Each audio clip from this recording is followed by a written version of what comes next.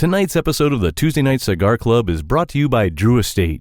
Come experience the rebirth of cigars at www.drewestate.com and download the free Drew Diplomat smartphone app today to discover nearby retailers, RSVP to special events, redeem points to win exclusive Drew Estate merchandise, and much, much more.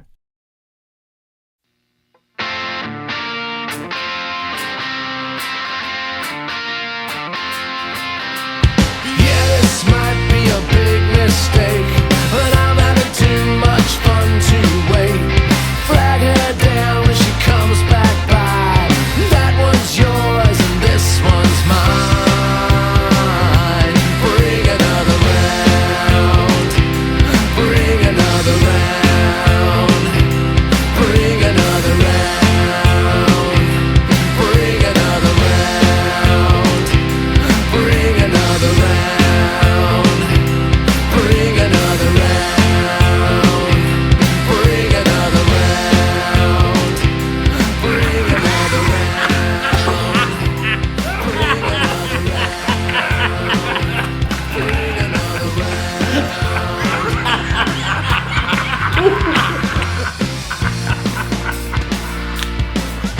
Here's the suckers. Good evening, brothers and sisters of the Leaf.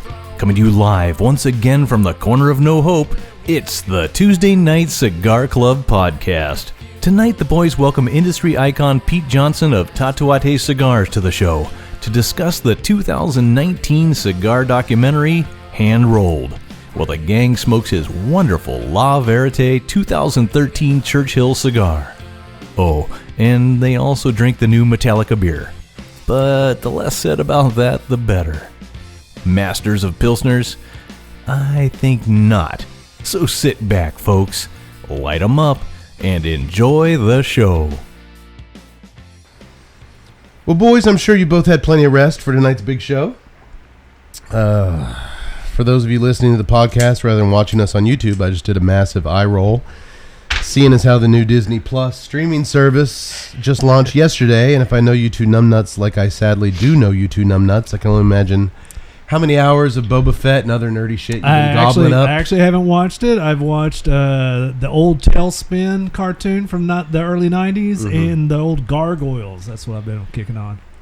I'm saving Mandalorian for this As weekend. I said, Star Wars and other nerdy shit. You haven't slept in 48 hours, have you?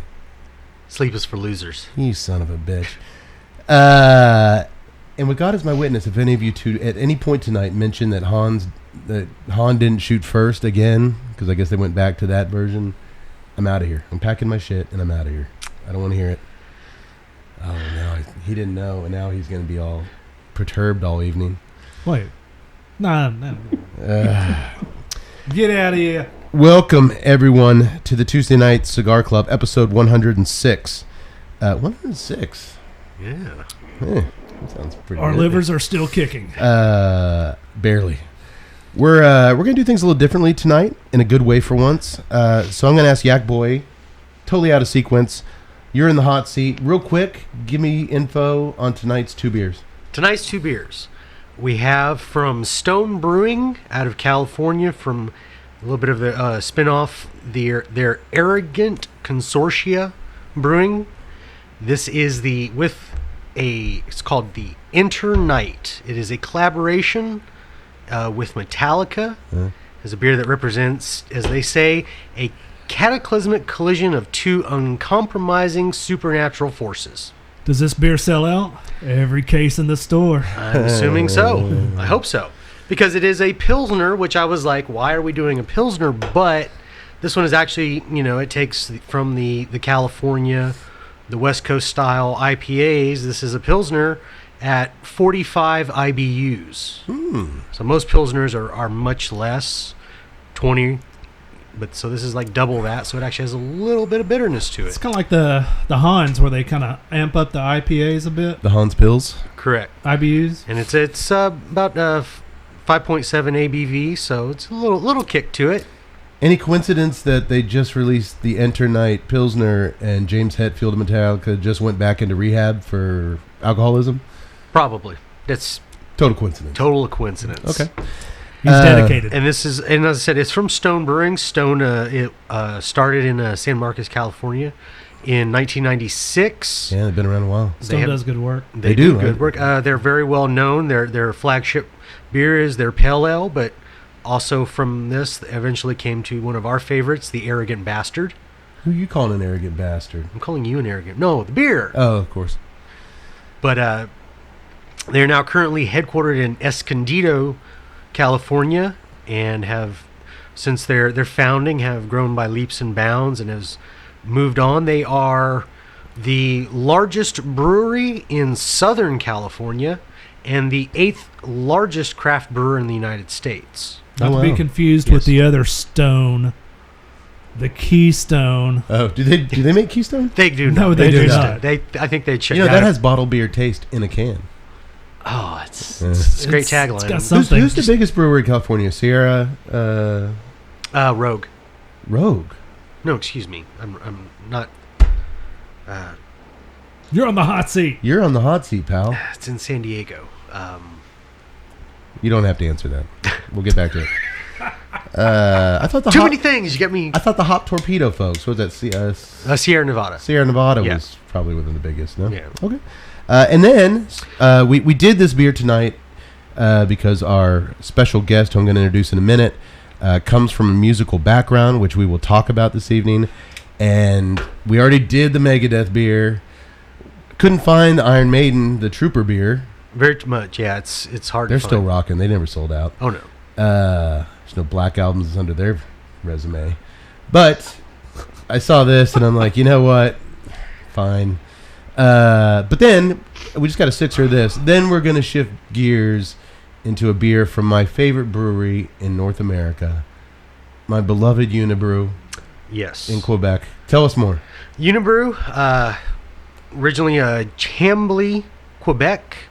Hence, and for the name of the beer this evening, the Blanche de Chambly, Blanche de Chambly. which on the bottle we're going to see is a little castle, little fort, which this is what they're naming it for. Which Blanche de Chambly is White of Chambly was the for them. This is one of their original beers when they started back in '93. It was a first bottle re-fermented ale produced by Unibrew. It is brewed from a blend of pale barley malt, wheat malt, and unmalted wheat, as well as a blend of selected spices and hops. It's only partially filtered, so when we've done many of theirs, we've done the Maudite, we've done The Don de Doux. the Don de Dieu, one of our favorites. Love that beer. It's so it's like I said, it's partially filtered, so it's still gonna be a natural cloud of the yeast in there. So it's one of those where even after it's bottled, it's gonna change slightly. It's going to continue to kind of like a barley wine. It just gets better with age. Yes, and this one, of course, is very light in comparison to the Inner Night. It's 5% ABV and only 10 IBUs. Okay, what is the ABV on the Metallica beer? The ABV is 5.7. 5.7. Well, it's not like it's killer. How are you going to make a song Seek and Destroy and then come out with a 5.7 beer? Just saying. That was 20-year-old Metallica. Metallica's 20-year-old versus- Metallica. Let's not talk about Kill 'Em All. Let's. All right. There's no riding this beer. This is not going to be a theme for the night where I It's totally revisit my childhood and He does it every night. He's doing it now. He's thinking about it. show us on the doll where Metallica hurt you. Okay. Well, I obviously picked the Unibrew, the Chambly, because our cigar tonight has its origins, sort of, which our guest will tell us more about, in France, and I think it's a really interesting story. And when I think French beer, I automatically think up north to our Unibrew folks, and there's one we haven't done yet. So here we go. All right, folks. As I've alluded to, we do have a special guest tonight. Followers of the show will, of course, remember us featuring several Tatuaje cigars on the show over the years. I believe our last one was around this time last year. We paired the Tatuaje Michael Monster cigar with the latest Halloween movie when it came out in theaters. We liked these. I believe we liked the cigar a lot more than we liked the film itself. Yes. Which was disappointing. And the doctor, who's not here tonight, he and I did an exhaustive set of website reviews. Yeah, y'all actually did a whole bunch of them. TuesdayNightCigarClub.com. Go there, where we took each Tatuaje monster, and I reviewed the cigar. He reviewed an entry from the franchise. You know, I did the Chucky cigar. He did Child's Play 2. He did the Jason cigar. I reviewed Friday 13 Part 3, or vice versa. Yeah. But we tackled, there's a ton of stuff on our website digging into the Monster series, as well as the Tatuajes we've done on previous episodes. So those were a lot of fun to do, those tag team reviews. So having laid all that groundwork, tonight we've got a rare treat for you, as we are joined by one of the biggest names in the cigar industry, an icon, if you will, and I don't use that word willy-nilly. He's a musician. He's an owner of one of the most popular brands in the world, and now he's a movie producer. That's right, folks. I'm talking about Mr. Pete Johnson of Tatuaje Cigars. Pete, thanks for joining us here in the corner of No Hope, and welcome to the Tuesday Night Cigar Club. No, thanks for having me, guys. Can you hear me okay? Yeah, can hear you fine. I've been listening, obviously, so I have a couple questions for you about the beer. Sure. Is Budweiser not the biggest brewer in Southern California? I'm sure they are by that, but I mean, in terms of just craft beer. I mean, Okay. in terms of the macro brewers, yeah, there's nobody that beats them. But for the micro brews, this is Stone is one of the largest. Isn't there like No, because I only asked because I kind of sold out when I was younger because I was sponsored by Bud Light. Hey, I played in so many Actually, bands no, that were sponsored by Bud Light. It was actually Budweiser proper. They had a program where they would sponsor bands back in the early 90s, late 80s, early 90s, and we got picked through a battle of bands to be sponsored by Budweiser, and they gave us a bunch of money and a bunch of like swag to promote with. But we'd still drink Miller Genuine Draft on stage. I was about to say we got into experts in hiding different beer under a Bud Light label. Yeah, Tut toured on the country music circuit in the late 90s right for several years, keyboard player. No. And So I'm familiar with the Dodge and the Bud Light sponsorship, Yeah. but I am very thankful for that Bud Light sponsorship. my freshman year of college was actually sponsored by Red Dog. Remember those guys? Well,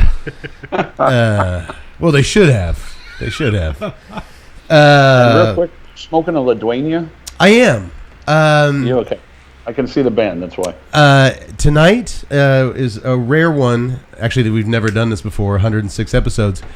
You guys got the really fancy cigars that I wanted to do tonight, that I've been looking forward to doing for months. My sinuses.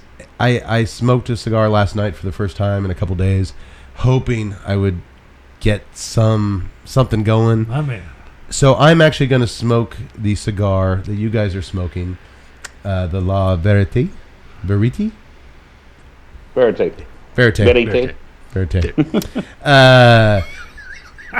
That's why he's here. La Vérité. La Vérité. Verite. I'm actually going to smoke it next week and compare my thoughts to what you guys do. But they look like they smell really good. But I'm not. They do. Do they? I don't want to be like, oh, this is just This is so the damn tastes good. are just blending. You just have you looking at me with puppy dog eyes the whole night. You guys are swell. Well, Pete, first off, doing a little bit of very little research before we talk tonight, I noticed a few similarities between Pete and myself. We both started smoking premium cigars due to celebrity influence. Mine, I talk about all the show, was Arnold. Pete, who was yours? It was actually a mixture of people because I saw like one of these shows on Entertainment Tonight or E or whatever it was called. Whatever it was back then, they had a news report about people getting together for a charity function, and they were all smoking cigars and they were all dressed up really nice. I'm like, that looks cool. I want to do that too. Yeah. So there's one. We both smoked our first premium cigar, not the cheapies. First cheapie for me was a Grenadier I stole from my uncle. But first real premium cigar back in 1991. It kind of crossed around the same line. Mine was a Punch Royal Coronation Tubo. Great one. Tubo. Tubo? Did I say that right? Yeah, sure. Close enough, man. What was yours, Pete? It was a Pleiades or Pleiades. French, I think they say Pleiades, but Pleiades. I don't think the brand. I don't even know if the brand exists anymore. It might, but it's. I don't see it anywhere. Yeah, that's a new one for me. Okay. Pleiades, they had a whole series that surrounded by the stars, and I can't remember what size it was, but it was a Petite Corona, and it had some star name or some lunar name to it. Very mild cigar, and I believe that at the time Manolo Casada made it. Oh, okay. Third, we were both bouncers at some point in our lives, and probably the least said about that phase for both of us, the better. So I'm going to leave that one alone for now. And the fourth thing, we both love dogs. Yes. Pete's a Rottweiler guy. There you go. I'm a miniature dachshund guy. Don't laugh. Wiener dogs have a place in the order of things, too. And Rottweilers and wiener dogs get along famously, I hear. Yes. My first girlfriend in California, when I moved from Maine in 1989, bought 2 miniature dachshunds, one for me and one for her, and they were named Rhythm and Beast. Rhythm and Beast. Hey, if we ever do a band, that's our name. Yeah, Rhythm and Beast. Oh, God. I'm Rhythm, you're Beast. That makes sense. Tut, you're the keyboardist. You don't get a cool name. All All right. Well, with all those similarities, you Not think the trombone player. with all those, actually, they get more respect. yeah, they do. With all these similarities, you think Pete and our paths would have crossed before then, but no. I'm just glad to finally get you on. In the dog park somewhere, it's, No, fantastic. you can't take wiener dogs to a dog park. You're asking for trouble. Pete, you tell a great story about your first job at Gus's Cigar Shop. Was that L.A. or Sherman Oaks? It was Sherman Oaks. Studio City, Sherman Oaks. Okay. Yeah. Where they brought you in on Sundays from your strip club bouncer gig, and while your original job was mixing pipe tobacco in the back, kind of grunt work, you spent so much time in the goddamn humidor studying the cigars, analyzing their profiles, their price points, that they eventually had no choice but to move you up to the register. It reminded me a lot, and then I'll stop these comparisons, but it did. It reminded me a lot around that same time period of how I lived in the video store. My mom worked there, and I would just read the backs of every VHS horror movie and study them. And I knew more about these movies, than anybody did walking in. If people would walk in and I don't work there. But I would recommend. If you're trying to insinuate that you two are the same people, can I be friends with Pete instead? No, Well, I thought he said reading the backs of the VHS porn movies. I wasn't sure what he said. Did you say horror or porn? Horror. No, Pete, for God's sake, my mom worked here. That doesn't mean anything. Well, I mean, you were a kid, so I don't know what was behind that curtain that 60% of their customers went behind. But anyway, my point here is obsession is a weird thing, isn't it? You never know when it's going to hit you or why. But for some reason in that humidor, you got obsessed with cigars to the point to where, much like a little Cade in the video store, I mean, that became kind of your driving, you woke up thinking about cigars, and who would have seen that coming? I just find I'm fascinated by how people become obsessed with different things. Yeah, I was constantly on the busman's holidays. The busman rides the bus when he takes a holiday. I was at the cigar store even when I didn't have to work. I just wanted to be there. So yeah, I was obsessed by it. It grabs everyone differently. And Pete, you've done so many interviews that touch on your career trajectory, the hurdles you faced, the successes you've amassed. I'm going to kind of skip over a lot of that juicy stuff because I think there's some other podcasts and articles that have dug really well into that.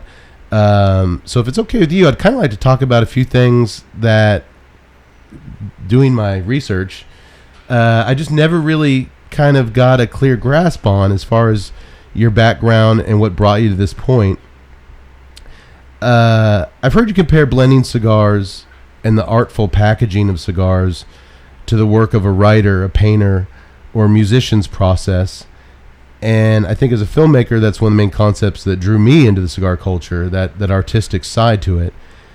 Do you think as a musician you were seduced by that creative, artistic side as much as you were in those humidors and smelling those cigars. You're a musician, you're an artist. Do you think you would have been drawn in as much if it weren't for that aspect of the industry?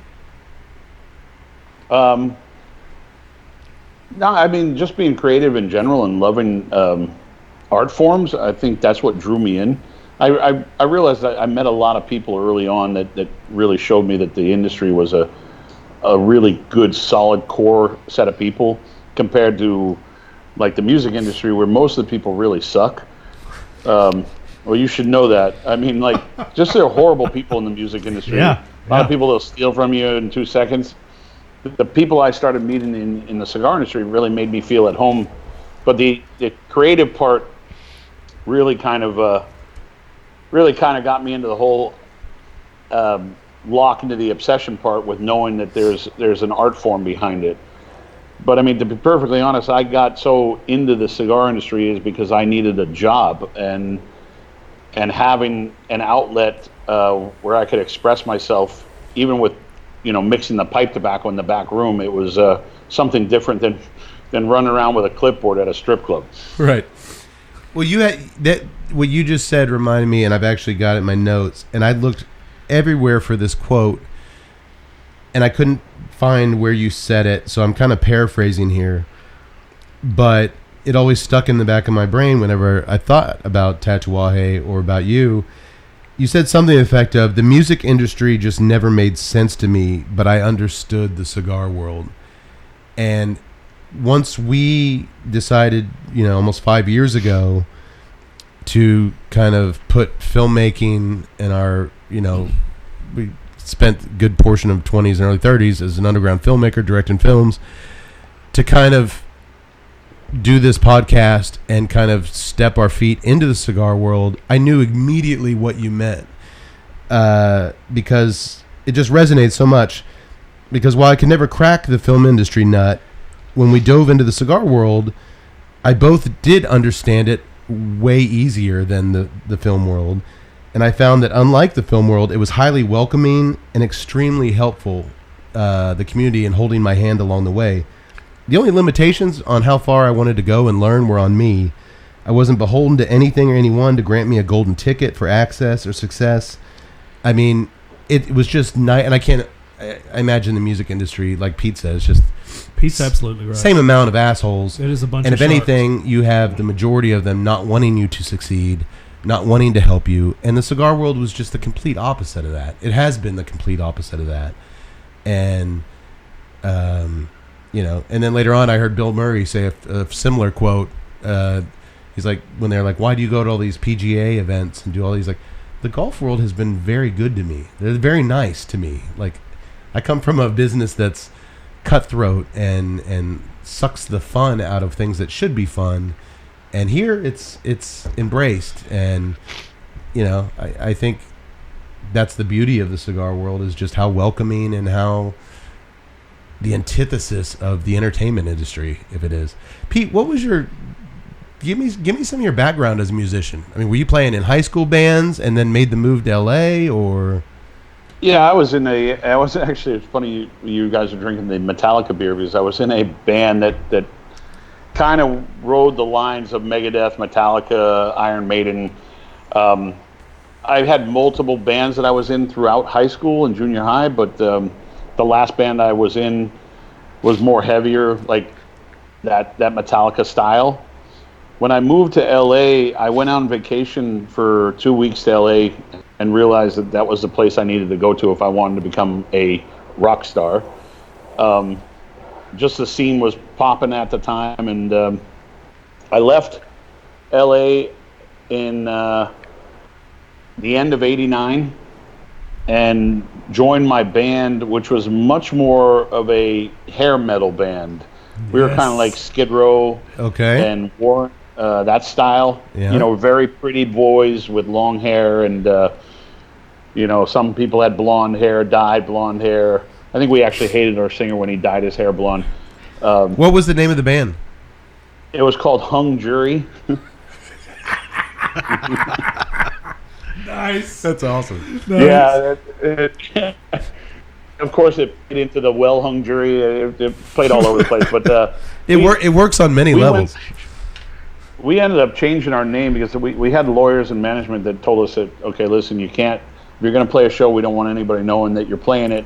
You can't advertise you're going to play the show because we don't want anybody showing up.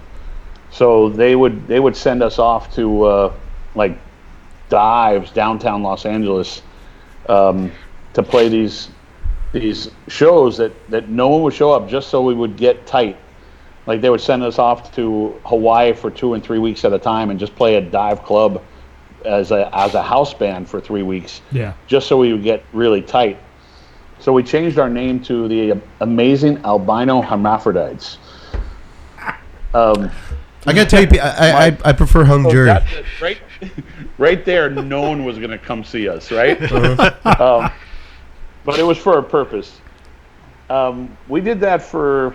Wow, I want to say that was 3.5 years, and we had a good time doing it. But it was like that story of Almost Famous. You're almost there, and you never could quite get there. Sure. So when you were working, I'm sorry. Go ahead. Well, no, go ahead. I'm sorry.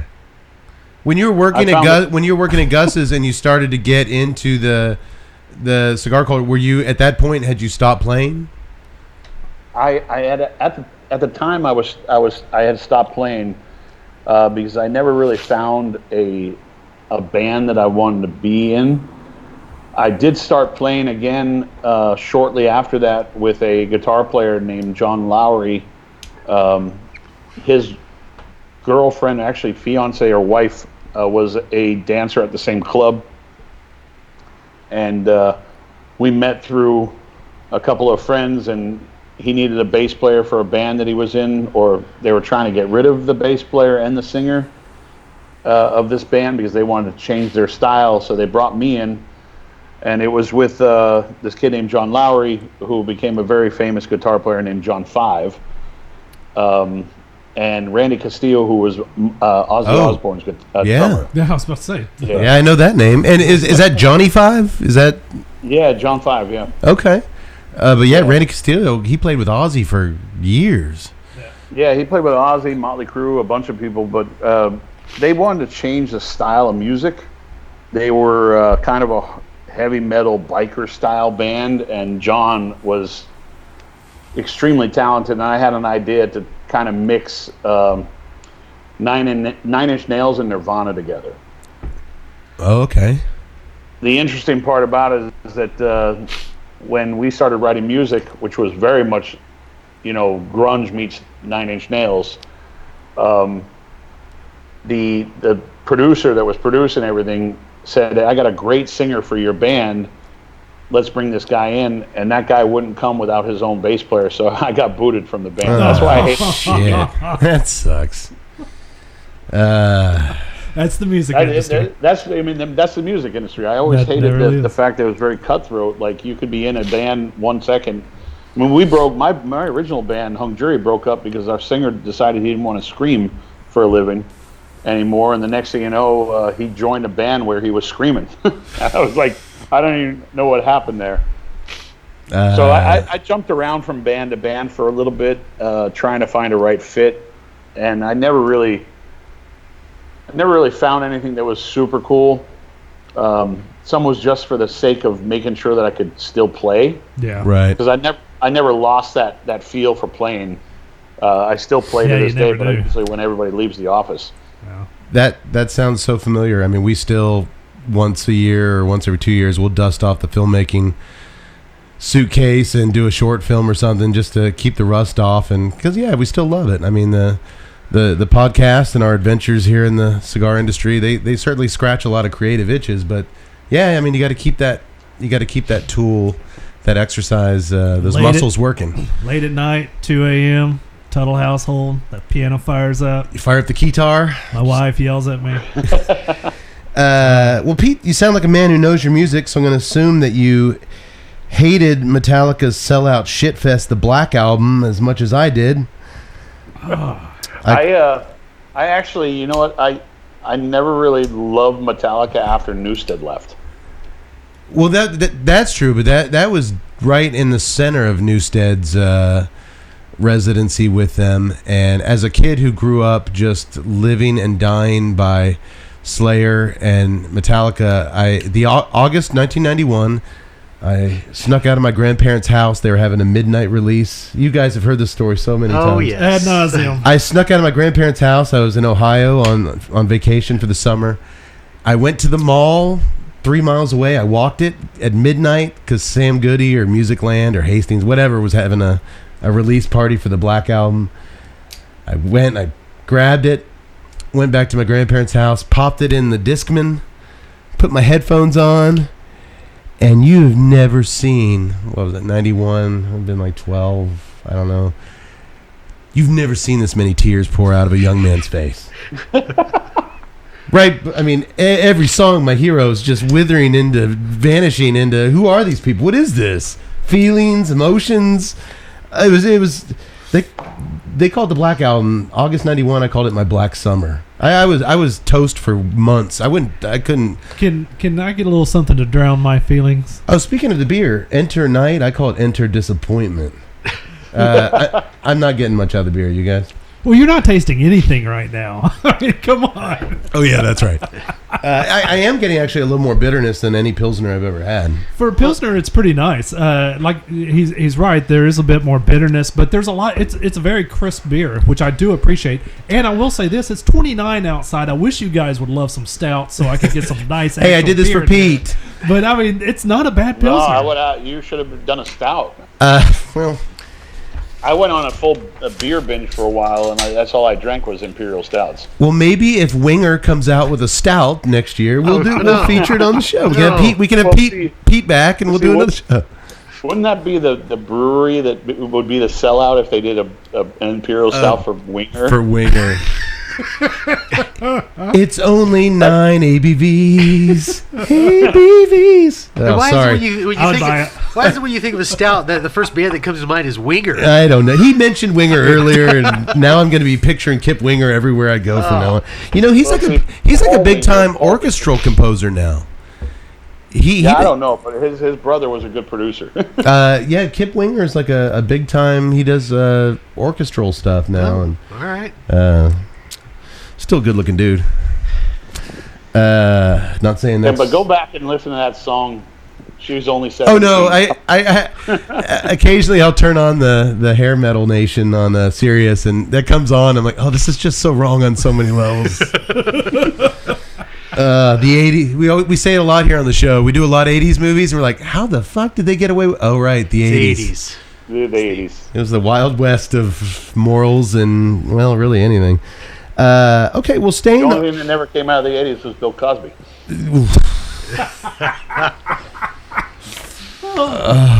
Hey, for once, we didn't bring Cosby into this. Usually we're the one bringing Cosby up in a conversation.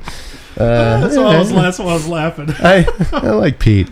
All right, we'll staying on the music theme just for another minute. You know, one of my main inspirations for creating this kind of oddball podcast that we do here, where we come at the cigar culture in a different way and kind of introduce things to different people in a different way. There's a California record label called Ipecac. Their main man, Mike Patton, who's a front man of legendary bands like Faith No More, Mr. Bungle. Unlike Metallica, never sold out, greatest bands ever, but I'll digress. He's notorious for not giving a shit about expectations or industry norms, and I've always gravitated towards that kind of oddfellow approach to everything I do. And I think Pete might as well. You do something that interests you, that challenges and satisfies you on a creative level, and maybe, just maybe, others will find you, discover you, what you're doing, enjoy it too. But along the way, it's kind of mainly a selfish endeavor.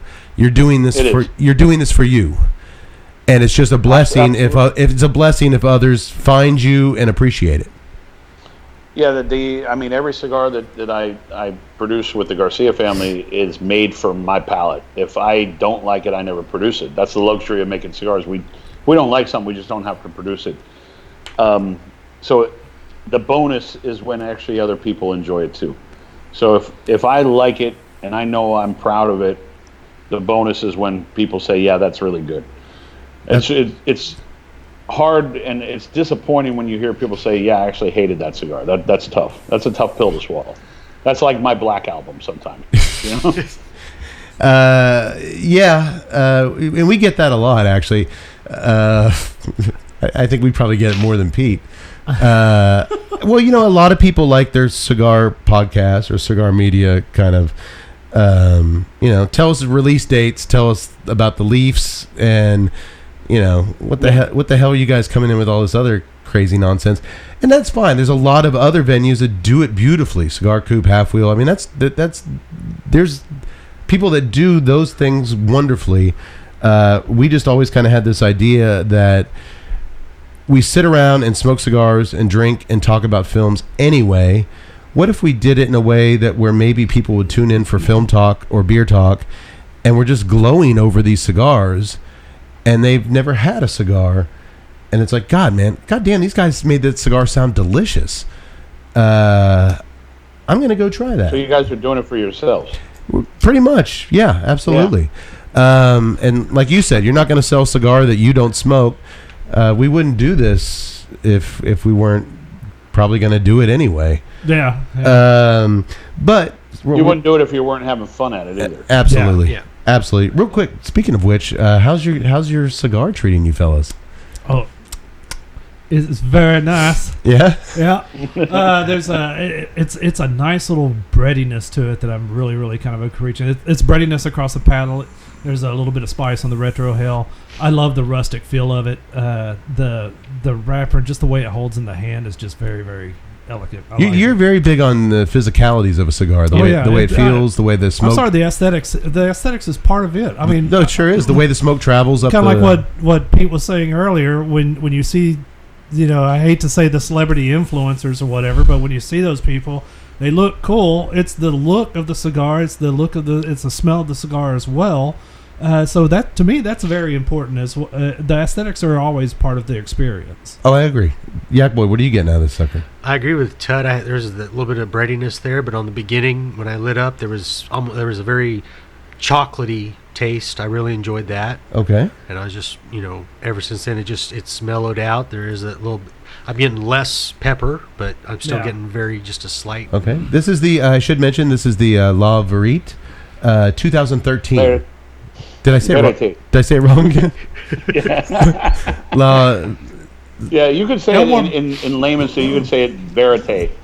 No more blues. No more blues is like this cigar because it's got a nice bit of French, toast. it's like Vérité. De la Vérité. There we go. What was the other tatuaje that I couldn't say? Negocion or Negocion. Did I say it right? I finally said it right. Well, it's a soft tea, but yeah, you can say Negocion. Negocion. Maybe I just need to have a cold. And, so I need to know. I can tell it's either the 9 or the 13. What year is it on the band? The 13. 13. Okay, so that was my last version that I did. Correct. This is the Churchill of the last one, and I understand, Pete, that there's another coming soon. Or they're currently aging? I started working on one. It wouldn't be aging yet. I started playing with blends because the tobacco's not ready, so I can't really make the cigar yet. The first attempt completely sucked, so I have to go back and try some other versions of it. Okay. To see if we can correct it. If it doesn't work out, then I'm not doing it. No, I'm just picturing, like, there's been times where, you know, we were in we would do a live taping from the board, and I walked off that stage going, damn, that was good. Got back the next morning, listened to it. Damn, I was drunk. It's not good. Sponsored by Bud Light. Well, real quick, I guess since we're talking about the cigar, I'm kind of jumping all over my notes here.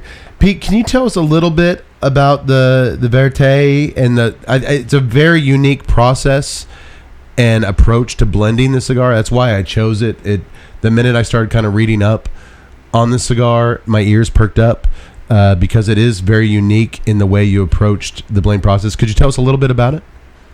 Yeah, it's definitely a one-off type of thing. This is a project that I started around late 2009. I was in the factory and we were walking by the pilons of the tobacco from their first crop that was at the end of 07, beginning of 08. So when they planted it in 07, they cropped it in 08. So that's why the first vintage was 2008. So somewhere in 09, we were walking through the pilons and we decided to start rolling up tobacco to taste the tobacco off the pilon, and it happened to be really good. So I had an idea that, okay, listen, I want to do a project off of just that one farm, because at the time it was the only farm the Garcias owned. The farm's called Estrella. It's right in the center of Esteli, and it was the only farm that they had. So I didn't really have many options to play with, but I said, listen, I want to create a cigar with just that tobacco, and they thought I was completely nuts. Because when you talk with a tobacco grower or a, you know, a roller or even a blender, they'll tell you you need to blend regions and you need to blend different characters to get a complex cigar. But I just wanted to try it. My idea was to kind of theme it around like a chateau wine, where it's from one chateau, the grapes come from that one vintage. The grapes come, you know, they blend it from their vineyards surrounding their property, and that's basically all they get is that year. So you're doing a vintage. That's what they're using. So, and the joke was it was the truth is the translation of La Vérité, and it was because I couldn't call it No Bullshit. And at the time, a few of my friends in the industry, we were talking about going on a No Bullshit tour to kind of call out all the bullshit in the industry, because I mean, we live in an industry full of romance, and there's a lot of like made up stories about where the tobacco came from.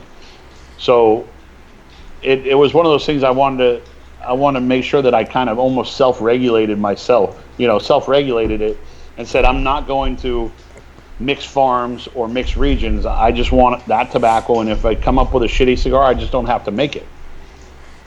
The truth. We featured only one other single farm cigar on the show 2 years ago. Steve Saka's Nakatamale, which was another wonderful. Yeah. We really liked. I was trying to remember what the single farm one was. It was the Nakatamale single farm cigar, and there's just something.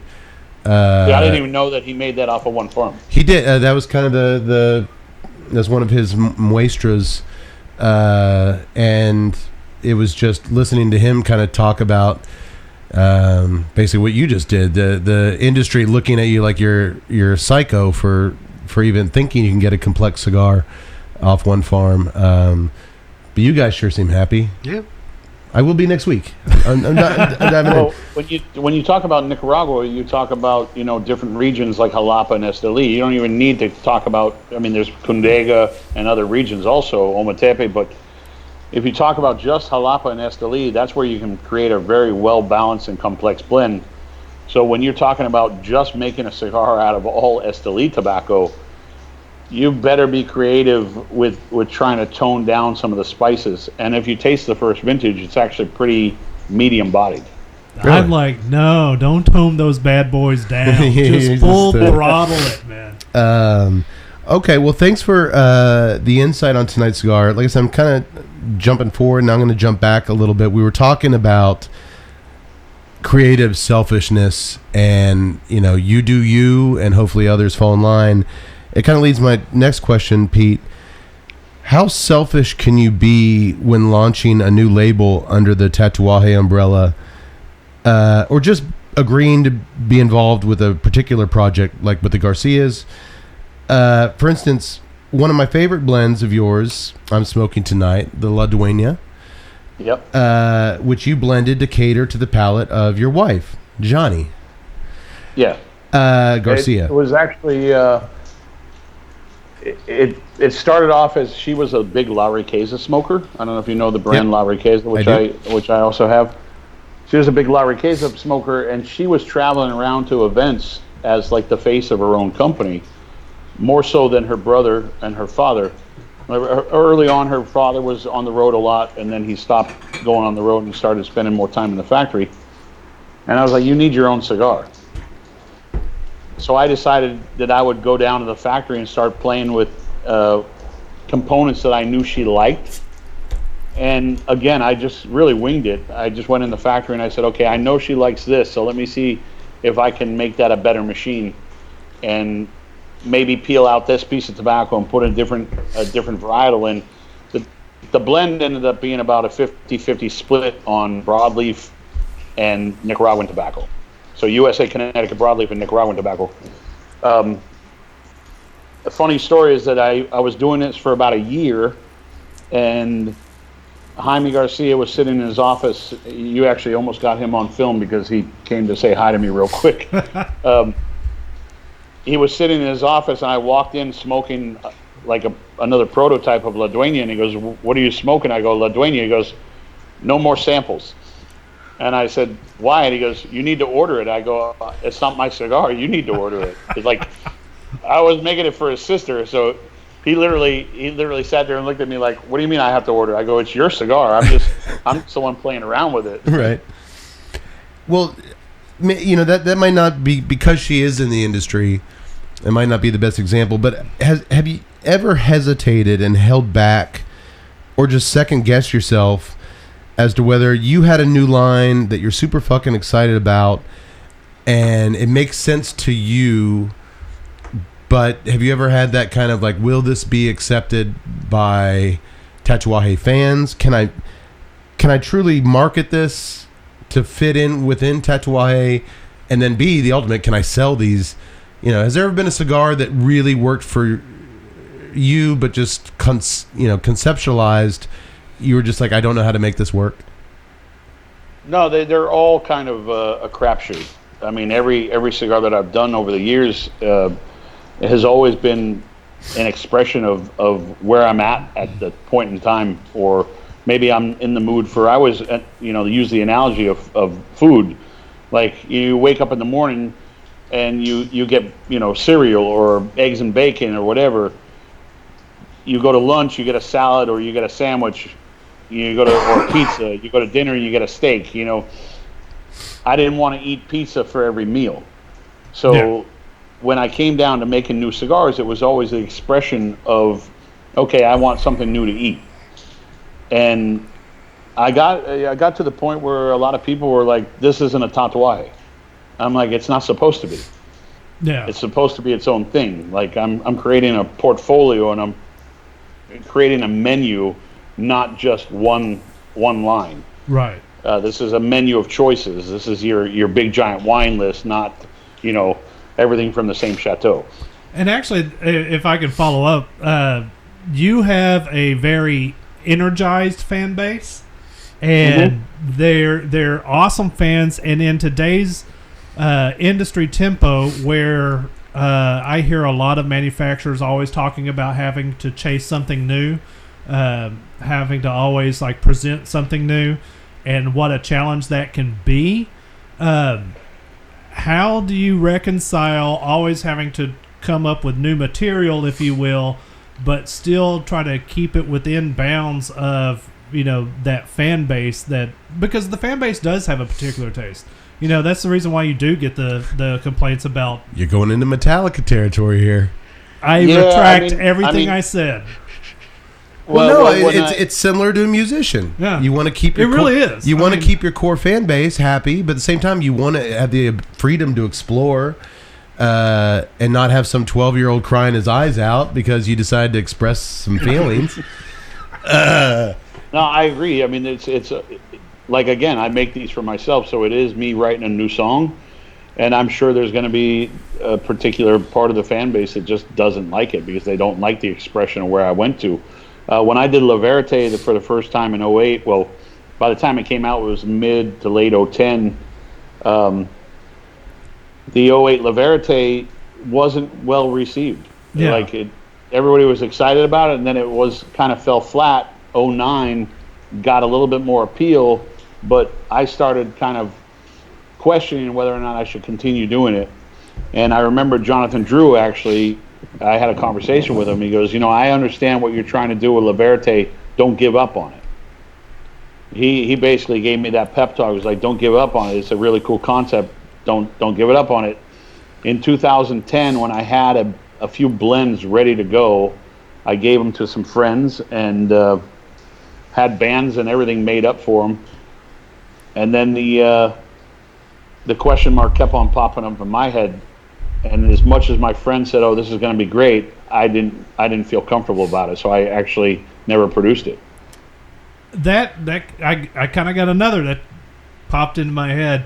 Okay, so you blend a cigar and you like it, and then a few years down the road, maybe your palate shifts, or maybe I don't know if this is politically correct to say, maybe you grow bored with the blend, but it's a popular blend.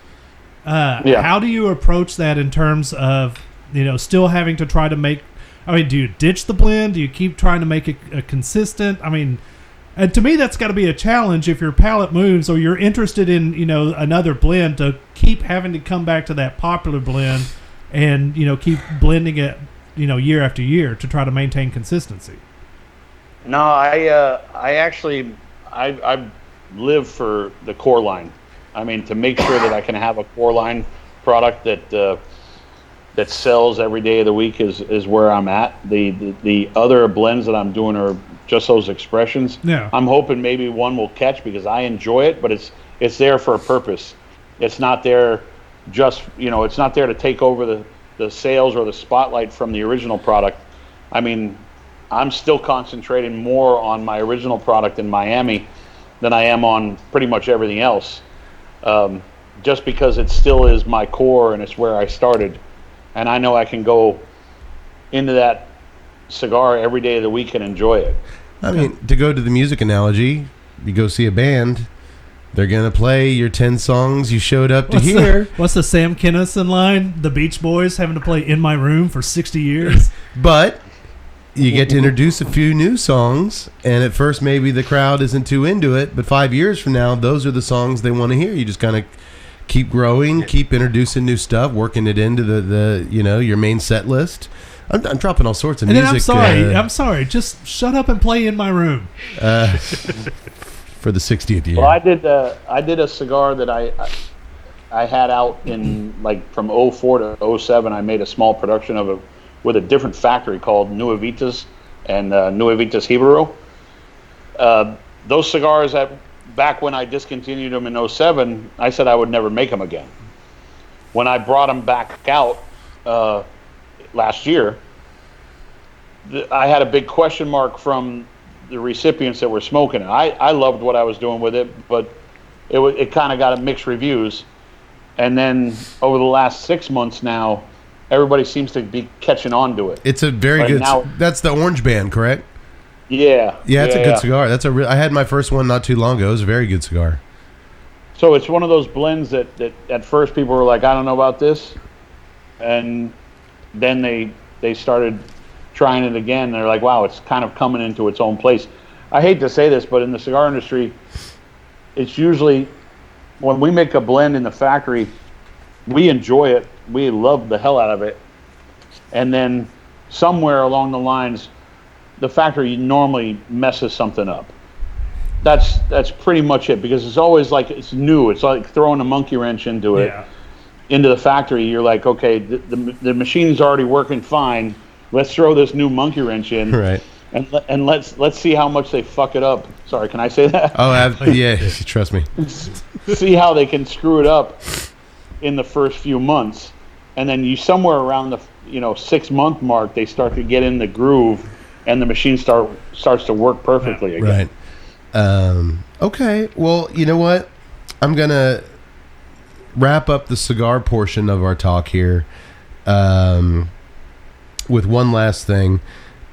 You've talked at length on other podcasts, other interviews, much more highbrow than ours. And one of the things that I really gravitated, one of the stories you told that I really gravitated towards, and I think our audience, if you'll indulge us, because we do have a big drink, we've got a big audience of drinkers. And I'm certainly, over the years, have become much more appreciative of wine. And Todd, I know you as well. Wine drinkers. Cody, you too. I didn't mean to leave you out. Yeah. But you did an interview with get this, guys, the Bovida podcast. Bovida? Yeah, we've been saying it wrong all these years. We've been saying Bovida. It's Bovida. Ah, I've heard it both ways. Well, It depends on who you hear it from. Okay. Boveda. Boveda? Boveda. Oh, God, now a third way? You're killing me, Pete. You know, I'm just going to say Boveda because it's on who originated the word. Then you have to follow like how they say it. Well, I kept waiting for the Boveda guy to say it. He never said it. Excuse me. So you did a very lengthy podcast with the Boveda, and I encourage everyone to go out and listen to it. It's a really good talk. I'm going to keep saying Boveda. I can't. I'm sorry. Or Boveda. I was fine until I heard Pete snickering. Well, you told the story of with your wife Johnny's help. You wanted to create a wine. You've been having your feet in the winemaking world for some time now, to celebrate the Garcia family getting Cigar of the Year back in 2012 for the Flor de Antilles. Yeah. Did I say that right, Antilles? No, Flor de las Antillas. Damn it. Dude, you got to get your NPR voice on. I got to take some notes. It's the cold. I normally say these things. Yeah, it's the cold. I normally say these things perfectly. Well, you told the story. You wanted to make a wine to give to members of the Garcia family to celebrate, Cigar Aficionado, Cigar of the Year. It doesn't get any bigger than that. Excuse me. And the story gave such great insight into the creative side of both what you do with cigars and wine. And because 1/3 of our audience is here for the beverage talk, would you mind sharing the story with us? Because y'all basically made a badass wine by utilizing tobacco vernacular. And I think both cigar lovers and booze hounds in our audience would really appreciate that kind of unique process to winemaking you took from a cigar angle. Yeah, I kind of always thought about it. It was actually I was over there to blend my 2012, finalize my 2011s, and blend my 2012 vintage at the chateau I was working with. And I told Yanni, I said, you should do a wine. And she goes, I have no idea what I'm supposed to do. I go, it'd be great for you guys to have wine to kind of share to everybody, your friends and family, to celebrate this big deal. Number one, huge, right? And she goes, well, I don't have any idea what you're talking about as far as, I don't know what I'm going to like and how I'm going to put it together. And I said, call your dad. And we were already in France, and we were probably a few hours before we were supposed to go do this kind of mashup. We were going to go sit at tables and pour beakers together with different wine varietals. And I said, call your dad and ask him if he had a perfect cigar to tell me the components of the cigar, not like the straight up, like, oh, where's the leaf laying and, how am I going to place that Viso in there? Tell me the percentage of the seed varietal that would make the perfect cigar for him. And he told us, I think it was like 35% Corojo, 35% 35% Corojo, 35% Criollo, and 30% Habano, to total 100%. So I walked in there and I said, okay, your Corojo, that's going to be your Cabernet Franc, and your Criollo, that's going to be your Cabernet, and the Habano is going to be your Merlot.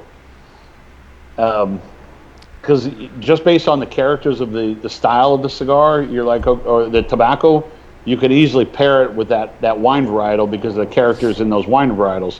Like Criollo is kind of dry and big and bold, so it could easily be either Cabernet Franc or Cabernet Sauvignon. Habano is more kind of silky sometimes, so you think of Merlot automatically. You think of that joke in that movie where it's like, I'm not fucking drinking Merlot. Yeah. But so she went in. I said, okay, here's your 3 choices of Cabernet Franc. Tell me which one you like best. And she sat there at the table and she picked her favorite Cabernet Franc. And then we got to the Merlots, and I said the same thing. I think there was 4 different Merlots. I said, pick your favorite Merlot. And then we got to the Cabernet Sauvignons, and I said, pick your favorite Cabernet Sauvignon. It ended up being that she had 2 Cabernet Sauvignons that were pretty close, but I leaned towards just the one to start, and we did the exact component, percentage blend based on what her father said together, and we said, okay, this is your starter, this is your basis. Let's see where we can go. And then we stuck with the percentages, but we shifted to adding different vineyards of those components in there. So we stuck to the 35% Cabernet Sauvignon, but we did 2 different vineyards. And we stuck to, the 35% of the Cabernet Franc, but we stuck to 2 different vineyards. And the Merlot, we ended up choosing just 1 vineyard. By the time it was done, I think she had 5 vineyards in there, and it turned out to be a beautiful wine. It's funny though, she opened the bottle the other night. She goes, I just don't like it. There's something wrong with it. I go, it's a baby. You need to let it open for a while. I actually drank that bottle next day. Like she had opened it on I think Saturday night, and I came back Sunday midday for lunch, and I opened it and I finished it, and it was perfect. And I looked at her. I go, I don't know what you're talking about. I love that story. I just love the meld. Yeah, my mind just went. Boop. The melding of worlds. Between. It's a great way to think about it. It really is. It's such a unique process to make a wine, and coming from the cigar approach to it. Like when I heard it, I knew our listeners would really get something out of it, and you, Tut. Yes. Well, that's again where La Vérité was kind of spawned from, was my love of wine. So if you look at the label on La Vérité, not the band, but on the label of the box, it actually gives you component breakdowns of how much of each seed varietal is in there. And I have always correlated a cigar varietal with a wine varietal. If you look at it, it was always pairing the classic French wine varietals with the classic Cuban seed varietals. That explanation actually has me wanting to go back and explore more Criollo. I like it. That sounds like it's perfect in my taste. Maybe I've just been discounting it. Maybe so. Speaking of the boxes on the Vérité, who does the artwork on the 2013 box? That kind of it's very much in the tradition of a wine, of a label you would see on a bottle of wine, but that artwork with kind of is it like trees and the colors swirling? It's beautiful. It's absolutely beautiful. No, I think if I remember the name of that piece, it was called like Distortion or something like that, or something along those lines. I can't remember the name of it. There's a long story to that. So every year, I kind of followed Mouton Rothschild. Every year, Mouton Rothschild would put a new artist on the top of their label. And, of course, they had people like Marc Chagall and, very famous, Picasso, Sure. and very famous artists. I couldn't very well afford stuff like that, so I decided to put out a few feelers into the cigar market. And I said, if anybody's an artist and you want to come up with a piece of art, I might use it for my label, and if I use it for my label, I'm going to give you a 100-count box. So the first year I actually dedicated it to my friend Paul Hernandez, who had passed away, because he was a old school graffiti artist. Like, he was an OG graffiti artist that used to roll with a crew that some of these artists that he used to roll with are now hugely famous, and they paint like $50,000 commission pieces. And I used a piece that he did in Miami for the company Altoids. And it was basically his tag name, and it said SAR, S-A-R. That was his tag name. So it was a piece that he had done on that wall in Miami. The second year was done by a lady by the name of Ellen Knowles in Ohio. It was kind of partial to me, because it was me and a bunch of friends doing, like, we were drunk in Bordeaux one night, and we were doing balancing acts on a umbrella pedestal, and that sounds familiar. Oddly, that's not a unique story. And it was called, and it's all of us standing in weird positions trying to balance on this pedestal, and I think it was called Balancing Act, and of course, that kind of flows with trying to make a perfect blend of cigar of tobacco because you want it to have balance, right? Sure. And then in 2010, I had already put the contest out there for the 2010 label, and this guy named Austin, I'm trying to remember where Austin lives, in like Nebraska or something like that. He was at an event of mine. He shows up with a 3x9 painting of this piece. And then I decided to not even do the 2010. And I said, listen, man, I'm going to pick you for the next one no matter what. Right. So finally in 2013, I picked his art to be on the lid. It's awesome. It's honestly what... Here, I brought this. I'm sorry, kid. I promise, though, I'm going to remember you. How could I not remember this? But no, it grabbed my attention immediately. It's just a really... It looks like you're looking at a wine bottle, but I love that artwork. And once again, the worlds collide. Art, wine, cigars. Okay, well, because we don't want to keep you here all night, Pete, that's it for the cigar talk. Let's talk movies. This is the I don't first, mind sitting on a little bit of the movie part. This is the first time in almost 5 years of doing the show that we've had a cigar maker on that was qualified to also talk movies and filmmaking. Like actually being part of the process. Correct. We've had some cigar makers on that have been in some films that when we brought them up, they dropped off Skype and threatened us with lawyers not to do stuff. You got the writer. You're not supposed to mention that. I'm not naming names. Pete, you are the executive producer of tonight's film that we're talking about every episode. Yak Boy, what do we talk about? A premium cigar. A premium cigar. Craft beer. A craft beer. And a film. And tonight, the film is, in my opinion, the rather fantastic documentary Hand Rolled. Can you tell us, Pete, about how you came to be involved in this project and why you obviously felt it was an essential story that needed to be told? Well, I always wanted to make some type of documentary about the cigar industry. I had been watching a lot of wine documentaries that I really enjoyed, and they started to do a series of wine documentaries called Psalm. I don't know if you've heard of them. Psalm was the first one where these five guys were taking there's four guys were trying to take their test to be master sommeliers, and the second one was called Into the Bottle, and that's where all the storytelling came up, where they went to different vineyards across the world and they met the winemaker and they heard the stories of where they started and why they made the wine and how many generations are making the wine. So when these guys, Jesse and Steve, came into the trade show, this is 2016, I think. Oh, 16, okay. It was at 16 or 17 when they showed up, and they said, we don't want to bother you. It premiered at IPCPR 2018 when we were there. 18. So that I think it was it was a 2-year project at that point. That would have been 16, yeah. Yeah. So they pitched it to me, and I said, listen, if you are willing to look at some of these wine documentaries I'm really into, one called Psalm Into the Bottle, another one called Red Obsession that Russell Crowe narrated. I said, I'll consider, helping out as much as I can. And I'm like, I'm out of curiosity, how much does a film like this, what type of budget you talking about? They gave me some number. I said, well, yeah, I'm not able to do that type of.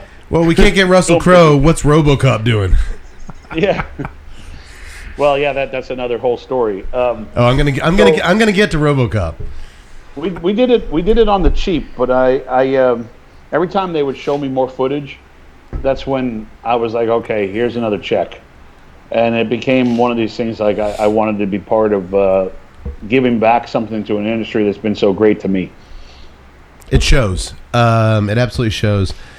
I think the Hand Rolled team has admirably delivered a film that, given a wider and wider audience over time, it just dropped within the last few months on iTunes and Amazon. You guys, we all rented on Amazon? Yeah, rented it on Amazon.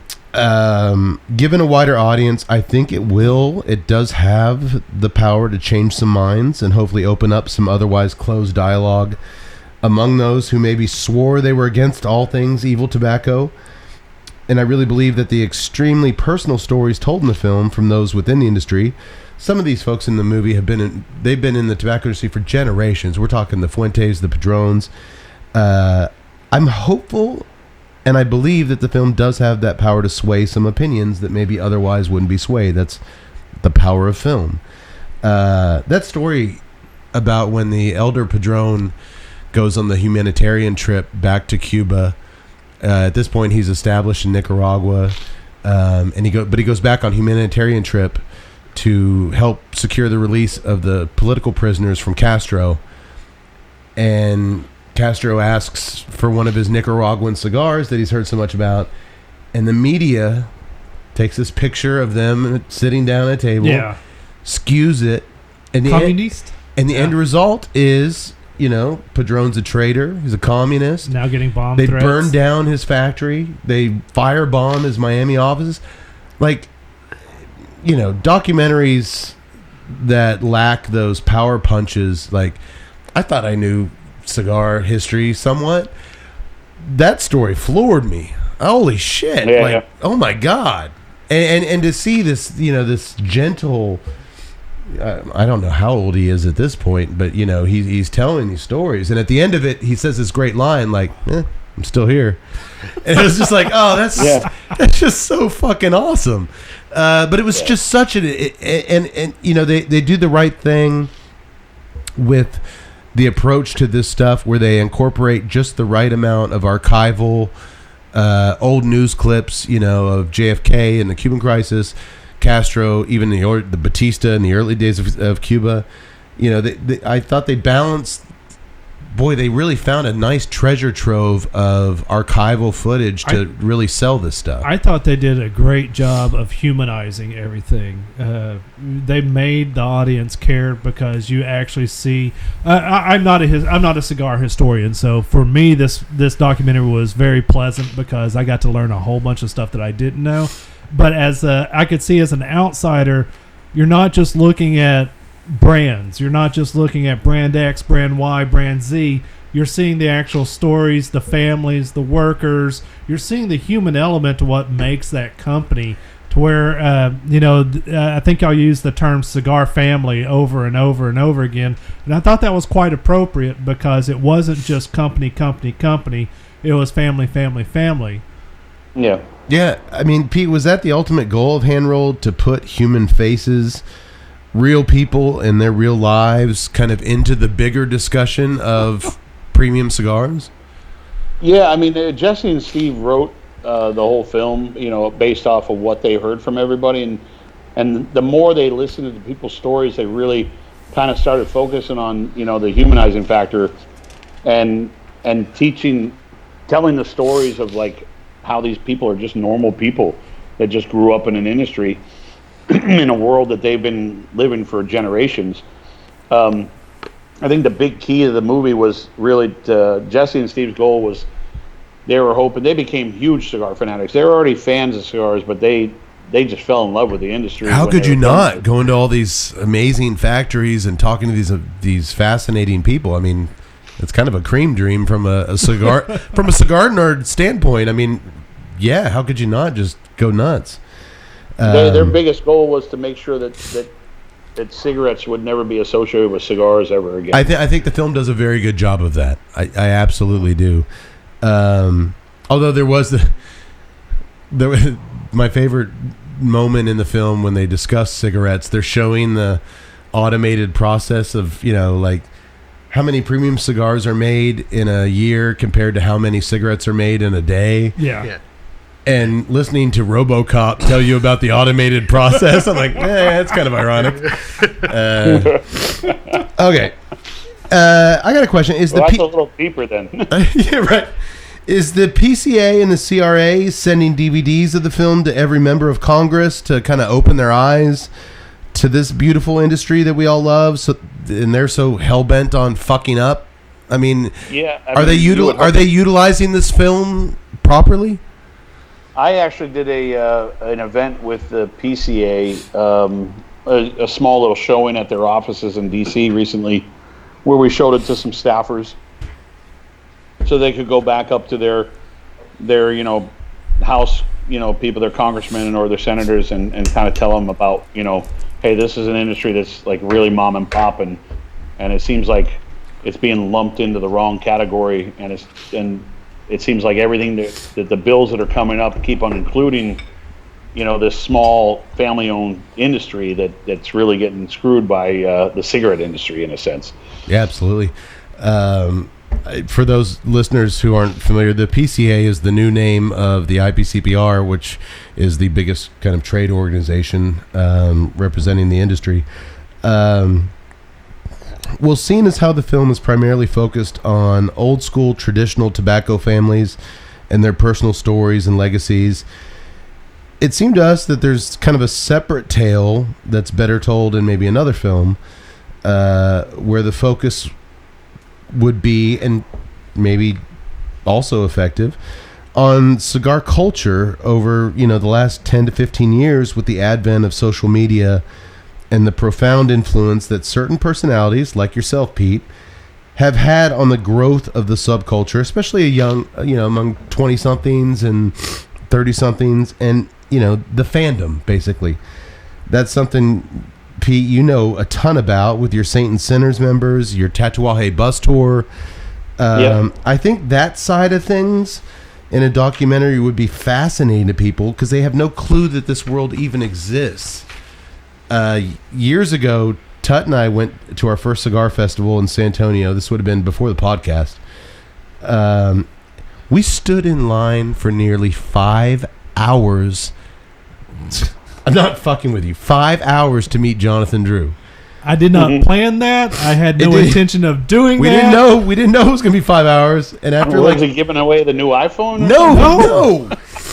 After hour 3, one of the guys we're with, he bailed. He's like, dude, it's not like Tom Cruise. I'm out of here. I don't know who this guy is. But let's just see where this goes. I was actually from a weird outsider perspective, because I wasn't that big into cigar culture and that big into cigars, but Kate asked me to go, and I was like, cool. And then I had my camera there, and I was kind of documenting this entire process. And we get in this line, and I knew that Kate was a big fan of this guy, but I'm a big fan of how people interact. And I was watching him just do this meet and greet line for 5 hours, thinking this guy's got to stop pretty soon. And I was like, pretty soon he's going to say, all right, that's enough, and then he's going to cut us loose, and I'm going to go on my way. But no, 5 hours I stood in that line. It dawned on both of us, Pete, as filmmakers at that time, that there was a unique documentary opportunity standing right there in front of us. The insane brand devotion, insane, 5 hours in line. The straight-up passion of the cigar subculture, the dynamic and completely unique personality of JD. We thought if we could capture that in a film, it would be a really effective way to introduce non-cigar folks to the cigar world in ways that only a really good documentary could do. Entertaining and informative, but it's there's something here. Yeah. And I go to Pete. I don't know if you've seen it, but getting back to music, I wasn't really a fan of the White Stripes. I wasn't really that familiar with Jack White until one night, late at night, I'm flipping channels and I stumble across the guitar documentary "It Might Get Loud" on TV. Yeah. And it's Jack White. It's Bono. Did I say that right?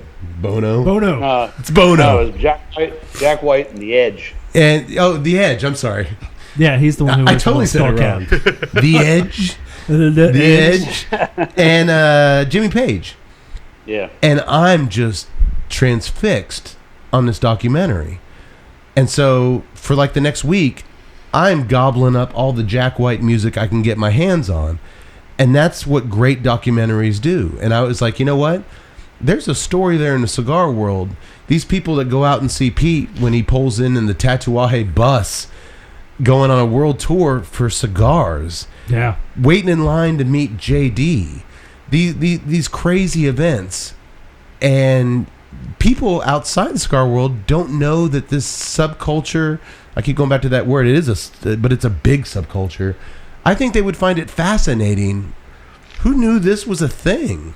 And who knew that it was filled with these amazing, diverse group of, what we love, going to the barn smokers every year with Drew Estate. Women of every age group, not just with their husbands, just women, sisters of the leaf.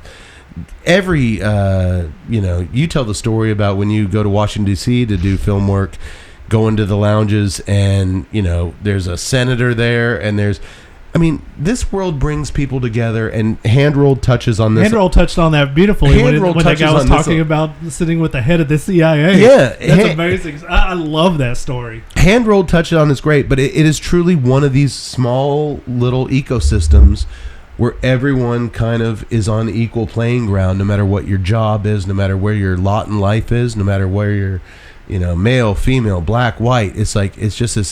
It's just kind of like, you got a cigar in your hand, let's talk. And, I think that the great equalizer. It is the great equalizer. And I think over the last 10, 15 years, the fact that a lot of brand owners like yourself have been so open to engaging with customers, which a lot of industries don't do. My God, look how big the craft beer business is. When's the last time the Stone Brewery guys got in a bus and drove around and would anybody show up? No, because Pete's active on Instagram. He's active on Facebook. He engages with Tatuaje fans. He created a whole goddamn system of saints and sinners, which I believe no one else in the industry has done anything like that. And you've been doing it for years. Next year's my 10th year doing it. 10th year. It's a fight to get into this club, but it's just hardcore fandom at its best, and I just love it. I appreciate the hell out of it. I think that's where the cigar industry has it right in terms of. I do a lot of studying on other brands and other CEOs. A lot of times CEOs try to control the narrative. They try to control their story. And that's just an aspect of branding. But what the cigar industry does more than try to control the narrative, they just engage. It's one of the most open industries in terms of engaging with ownership and engaging with upper management that I've come across. Well, I'd have to say that, I did an event, I think it was somewhere around 2005, so early on in the career of my brand, in Southern California, and the guys from Stone Brewing were actually the beer of the night, and they actually showed up. And I didn't know them from Adam, but this was before social media, really. So if you think about it, they were kind of ahead of the social media craze. By the time that social media became so big, now they have like 18 assistants below them, and that's who does their social media. They're so massive now that it's like they're kind of out of touch with that consumer level. You like that? The one company I called out the one brewery I said would never show up. Pete's like, oh, they actually came out. Did. They were ahead of the curve, man. That's how it always works. But you know what? Like Handrolled and like the guitar documentary, that's the power of an effective documentary. And on that note, I can't see how any cigar virgin who's never torched up a cigar and lit a cigar can watch Handrolled without immediately wanting to run out and try a cigar for the first time.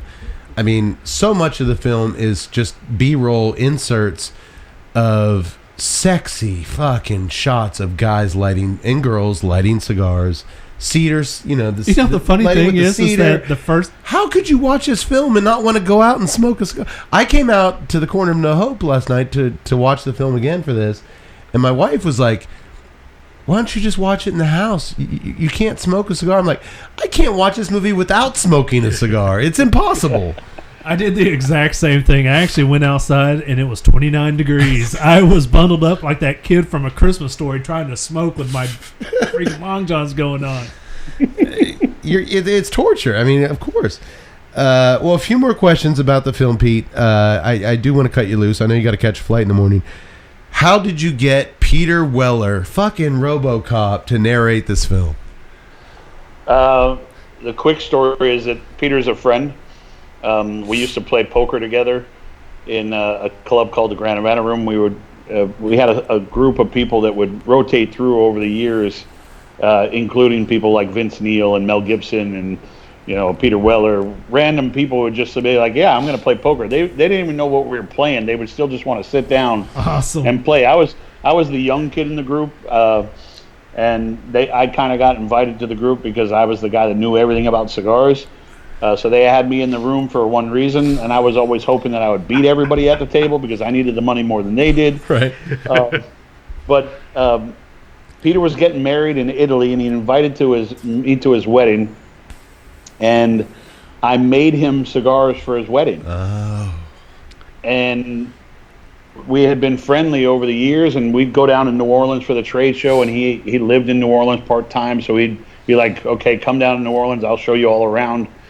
So he was like the ultimate host also. And I saw him sitting at the Grand Havana Room one night, and I was with the film guys, and I walked over to him. I said, listen, Russell Crowe did a wine documentary. What do you think they paid a guy like that? And he goes, probably a bunch of wine. And I'm like, and then he said, and a nominal fee. I go, okay. I go, would you be interested in doing a cigar documentary for me? And if so, what would it cost? He goes, a nominal fee and a box of cigars.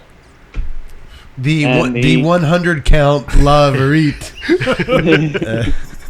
Yeah, no, it was actually a box of 25 of my Havana Cazadores from Miami, and like a $2,500 check. I think 500 agents that's an awesome gift. That's an awesome gift. He does a great job. He's got a great voice for it too. He does. Yeah. He does. And on a side note, for our film geeks that listen, a very underrated Peter Weller film, Scanners. Oh, I love Scanners. Is it Scanners? What is it? No. Screamers. Screamers. Go see it. It's a sci-fi flick. It's awesome. Okay, well, yeah, it was a great get. He did really good. I'd actually like to see him do more of this stuff. He has a really good voice for it.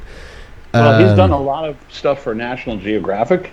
That's his thing. Like, he does a lot of narrative for National Geographic. Oh, I can see that. And we had to record his voiceover in the Grand Havana Room. Like, it was tough to get him to a place that he wanted to go to that was close by. So we had him come to the club before they opened, and we had like cushions from the couches surrounding him so we could get clean voiceover. Right? No, we understand that.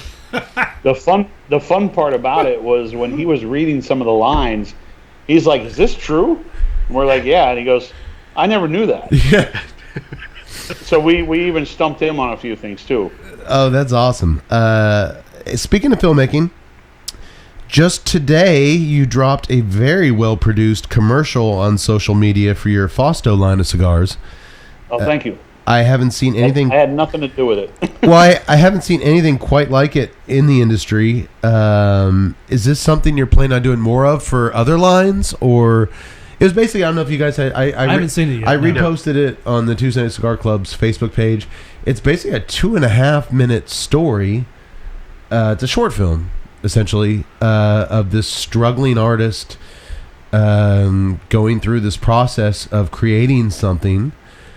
And the end result, it's very, very hard to narrate to you guys, but it's very well produced. It's very artfully done, but basically the end result is this artist creates the Fausto line. It's basically the Super Bowl commercial of cigars. It looked great. It ties into the storyline of Faust and the Devil. Yeah, that made total sense. Story. So like actually, Jesse and Steve, they put it together for me.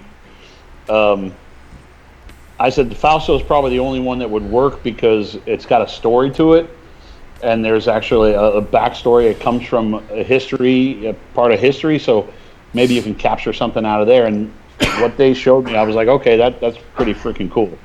But I had no direction in it other than, hey, can you add my logo at the end? So that was actually the hand-rolled guys that put that together. Yeah, they did. Yeah. Okay. Hey, maybe the Tuesday Night Cigar Club could put together a Series P commercial for you. Yeah, we have plans to. I was just on the phone with them before I jumped on with you guys. We have plans to do more of it. Actually, I was going to ask I think it's a great. What's the? Nobody's doing anything like that. It was impressive, man. It was really well done. What's the number for Jesse and? And Pete, I mean, No. You're stuck with us. You're not going off with Jesse and the. No. You're not going anywhere. Nice try. Well, the one cool thing about Jesse and Steve, both of them have a really sick sense of humor.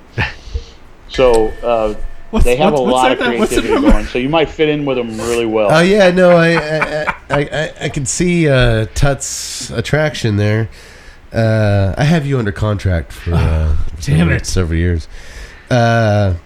Last question, Pete. I keep saying. Actually, before you get to the last question, because I want to say that it was something that really kind of touched me on.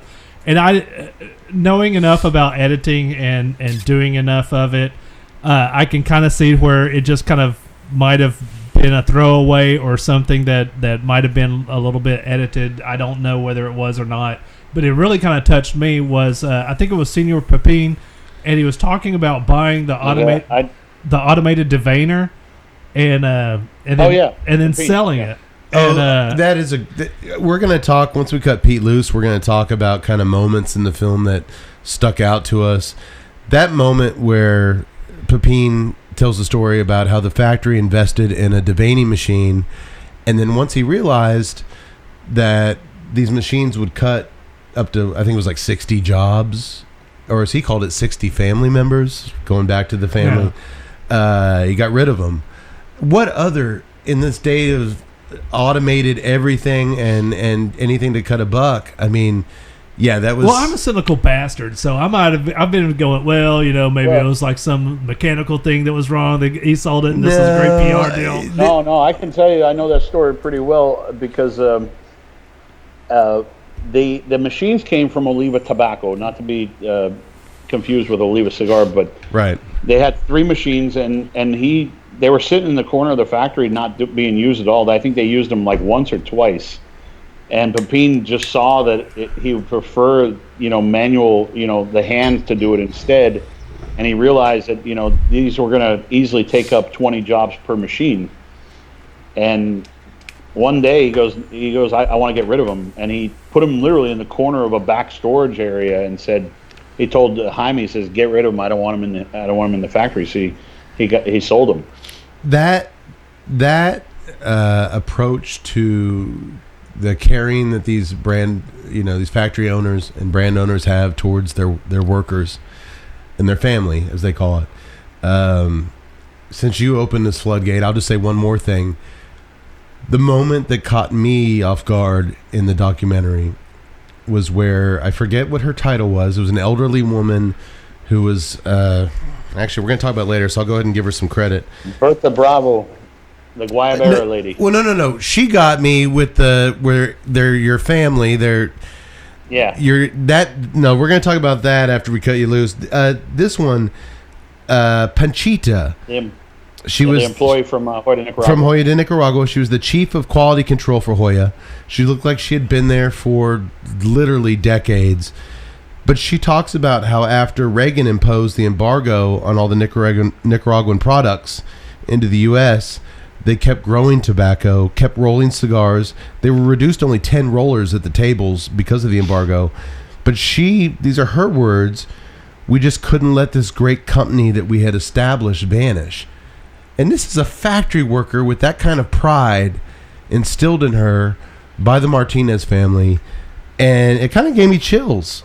Well, we interviewed him, and I want to work for the dude. Oh yeah, no, we interviewed Dr. Martinez. We interviewed his son Juan. They're really great people, and I think they're a great family. And they were represented so well in the documentary. But there's so many little things like that, and like Pete said, Berta, where she talks about when these people welcome you into their inner circle, you almost immediately don't feel like an outsider, and it's not like you're just kind of along. You're family, and I think I speak for all of us here.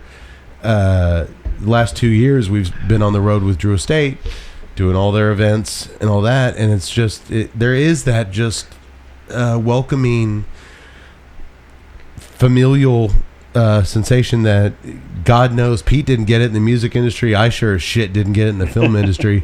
It's just such a unique, beautiful thing, and we have to do everything we can to keep the government from, shitting all over it.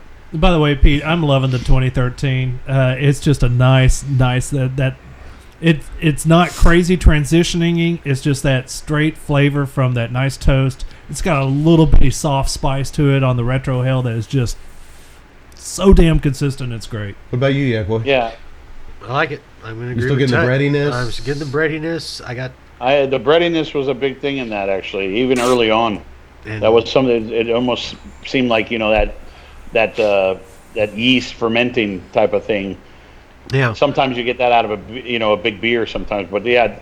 And again, La Vérité is not a Tatuaje. It says Tatuaje on the label, but it's still not a Tatuaje in the sense of what people think of Tatuajes. Go back to cigars. We talked about everybody expected Tatuaje Brown Label to show up in every cigar that I released after Tatuaje Brown Label. Well, that's not the case. It's not going to happen. Yeah. And you two, did the chocolate come back, or is it still just bread? I'm getting just Still getting some towards the cocoa. end here. I'm getting more of as I say, it's chocolate. It was almost more like a sweet, but this is towards the backside is more like a dark. A little darker chocolate? Yeah. Man, So I can't wait to smoke this cigar. All right, Pete. Last question, I promise. Lies. Lies. All lies. As a I'm horror okay. I'm good. As a horror film nerd and a cigar junkie, I just can't help to see all the amazing potential releases that will never see the light of day. Is this truly the end of the monster series of cigars? Because I need a Bruce the Shark Jaws cigar like you have no idea.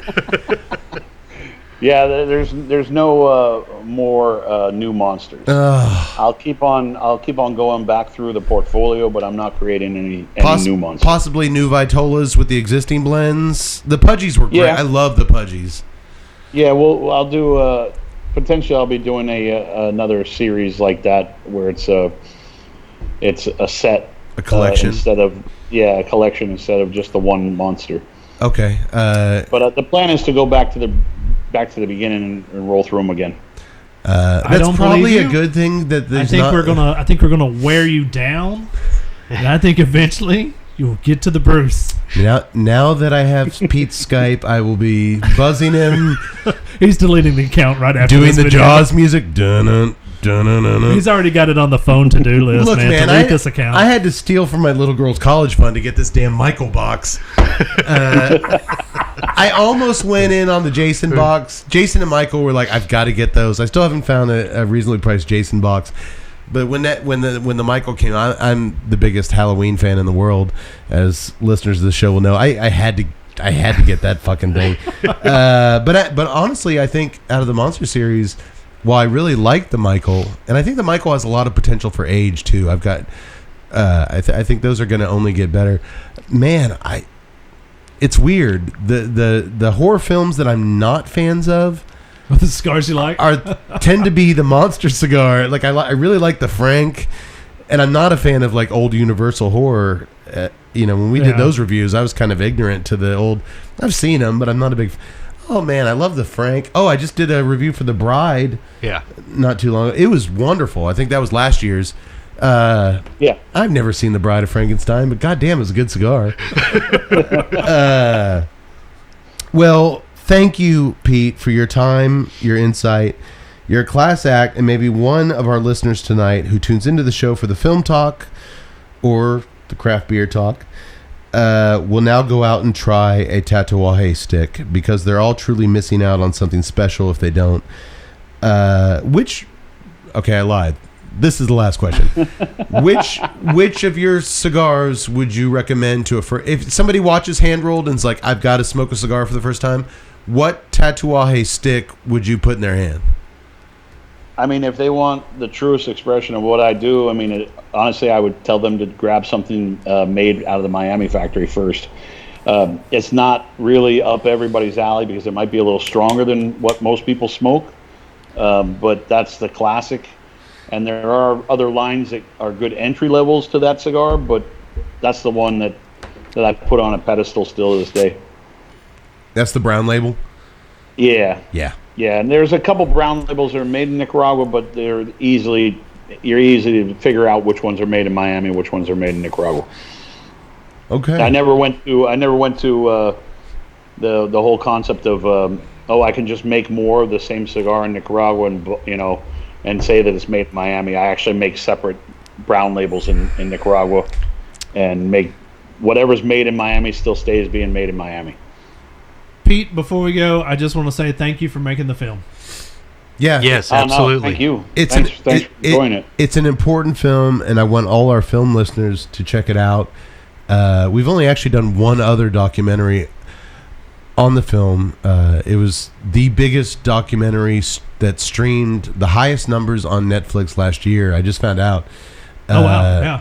We did a true crime film called Abducted in Plain Sight, this crazy fucking crime story that Yeah. the mom and the dad, well, the woman who directed it was my cinematographer on a lot of horror films I used to direct. So we had her on here for like 4 hours, just drilling her about this thing. But you know what? It went on to, I didn't know it was the most streamed. That's awesome. It is the most streamed documentary on Netflix, and I want everyone listening to the show to go out and rent Hand Roll. Frozen. It's. Actually, I'm gonna get it, and then I'm gonna ask our lounge to play it one night.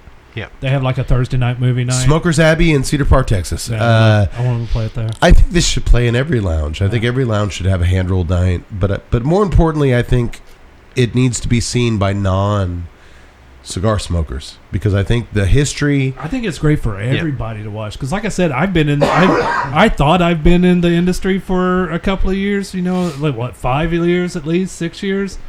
Man, I didn't know any of this stuff. It was an eye opener. Yeah, there's so much more that we could have talked about. I mean, trying to fit the whole industry in 90 minutes is impossible. I've seen a 2.5 hour version of it, and it's, for me as a cigar geek, like I could watch a 10-hour version of it. Sure. Yeah. It wouldn't matter. We actually had to, just for political reasons, we had to remove a couple people from the film because of their association with certain companies. They didn't want to be put in the spotlight. It was kind of a little bit complicated, but there's a lot of stories out there still. So the ultimate goal would be to the tell initial more of those stories. of Jonah Davis. Pete, who were those people you had to remove from the film? No. Jonathan wasn't in Jonathan wasn't in the film. Jonathan wasn't in the film.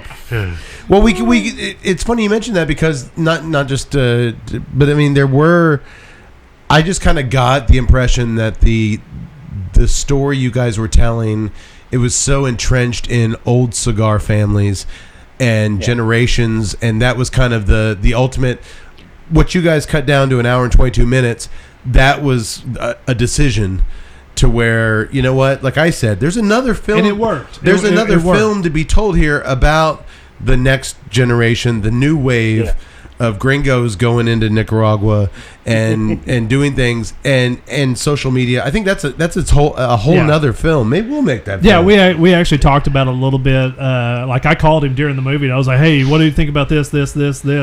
And we were talking about, well, it's already a 1:30 run time, so you had to make some edit choice. But I think that was smart. To keep it with the old families and the tradition. I mean, it's plus there's so much rich content there. It's fine. It's fine, and I think that's a story to be told later on. The more stories, the better. Everything can only help. Yeah. There was a whole segment. I think I watched like a half hour's of footage of just on Opus X, and I could, easily put together with the guys' help. I could easily put together another hour film on just Opus X. Sure, yeah, I bet. Because there's so much history to that line and the concept and where it came from, and the people who are involved with around Carlito during the time he was playing around with. How many people told him no? It's not going to happen. Man, that gets my cigar nerd just going but nuts. But that's very smart, because where your cigar nerd goes nuts, your normal person's not. Grandma and Gramps watching this, it works well for them. Right. They don't care about all that nuts and bolts of cool stuff. I thought it was they picked the right path. They made the right cuts. It's a very, very effective documentary. Go check it out. Amazon, iTunes, hand rolled. You won't be disappointed. Just thank you, Pete, so much. I'm going to cut you loose you're now welcome. so we can talk about all the things we didn't necessarily like about the movie or the cigar. Once you're far out of earshot. Unless you want to stick around for that.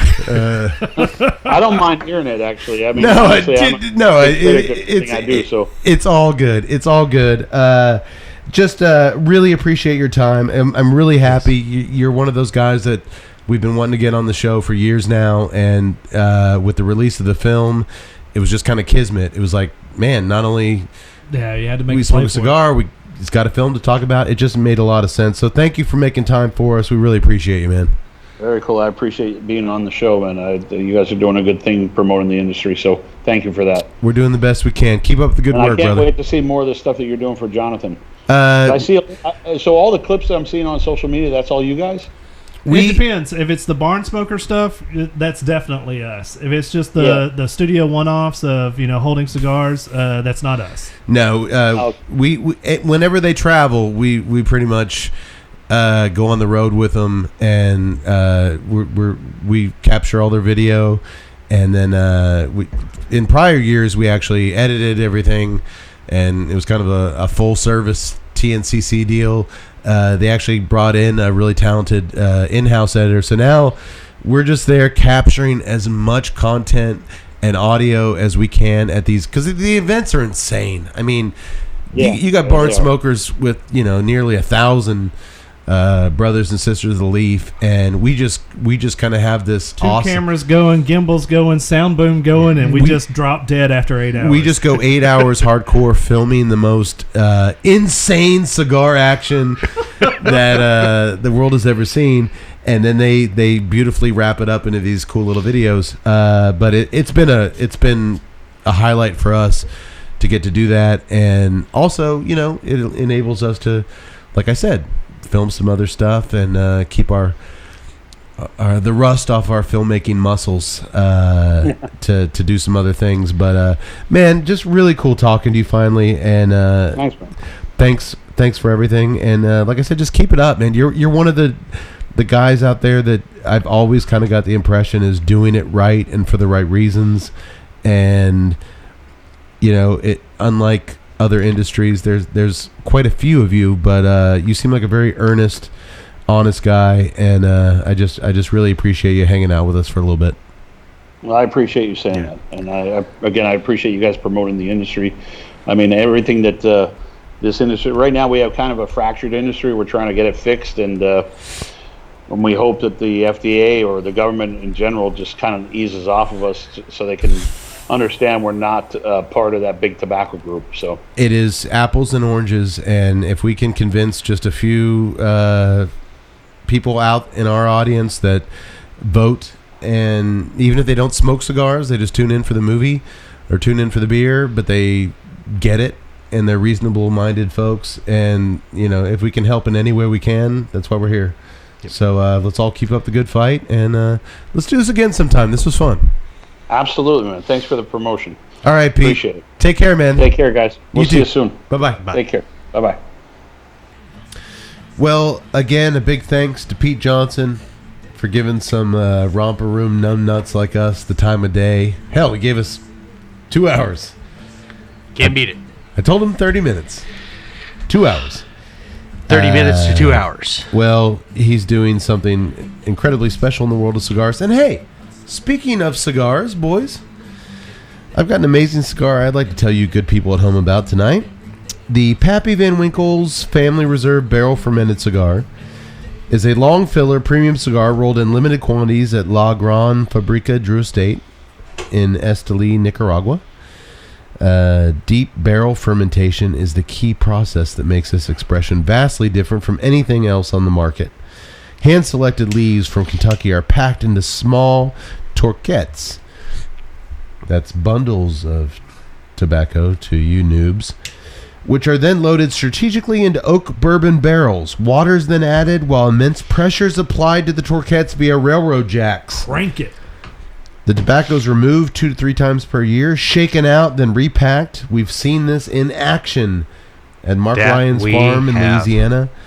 The total process of fermentation takes 12 to 18 months, leaving a truly unique flavor profile and aroma. The Pappy Van Winkle's Family Reserve Barrel Fermented is now available at brick and mortar Drew Diplomat retailers everywhere. Go get one. Go get one. Boys, the La Vérité 2013 Churchill by Tatuaje. What are your thoughts? You mentioned a lot with Pete. The breadiness, the spice, the consistency. It's a phenomenal looking cigar. It looks delicious. It is delicious. Final thoughts. I like it very much. I mean, the initial, just that strong chocolate flavor, I enjoyed that. It lessened in the middle, and then it came back towards more dark chocolate towards the end here. For myself, I mean, it just a very light pepper in the nose all the way throughout, and then just a breadiness, Crazy you got all that from one farm. One farm. Tut, your final thoughts. I love the breadiness. I love the Excuse toast. me. Like I said, this is a cigar made for Elmore Blues because he's all about the toast. Because it was all over the palate. There was a light pepper on the retrohale that wasn't like just hard heavy. Ballbuster. It was a nice, pleasant little flavor there, little spice to pick you up there. Okay. Which complemented great with that toast going across the palate. And it was that way through the entire cigar. It wasn't a crazy transition cigar. It was just that great flavor all the way through. I'm a fan of this. To be honest, Tatuaje is not exactly in my flavor profile. And I always try to be respectful for that. That just because it's not in my flavor profile doesn't mean it's a bad cigar. Sure. It doesn't, and I hate that when people go, "This cigar sucks." No, it's not in your wheelhouse.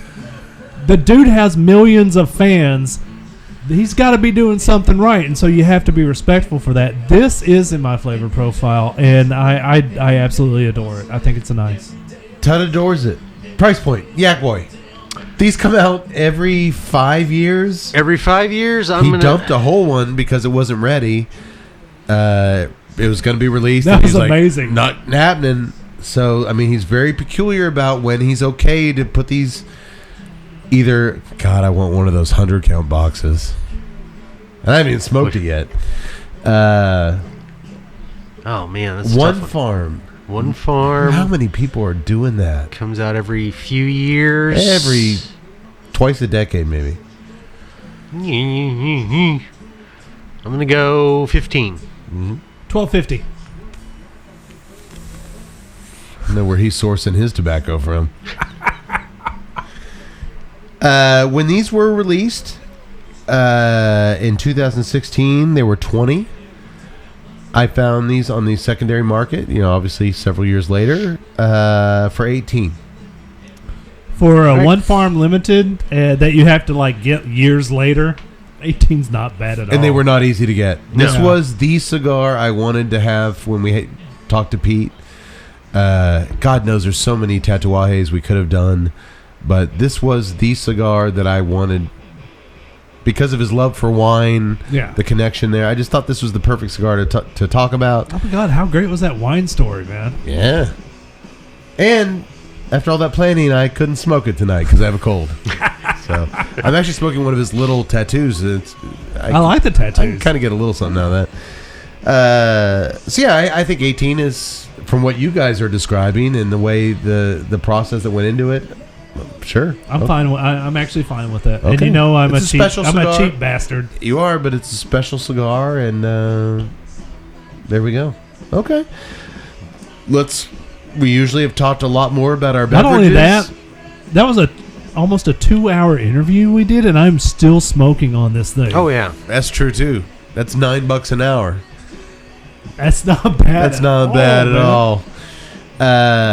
We've usually talked a lot more about the beer by now. The Enter Night. I was maybe a little bit harsh when I said Enter Disappointment. For a Pilsner, it had some bite.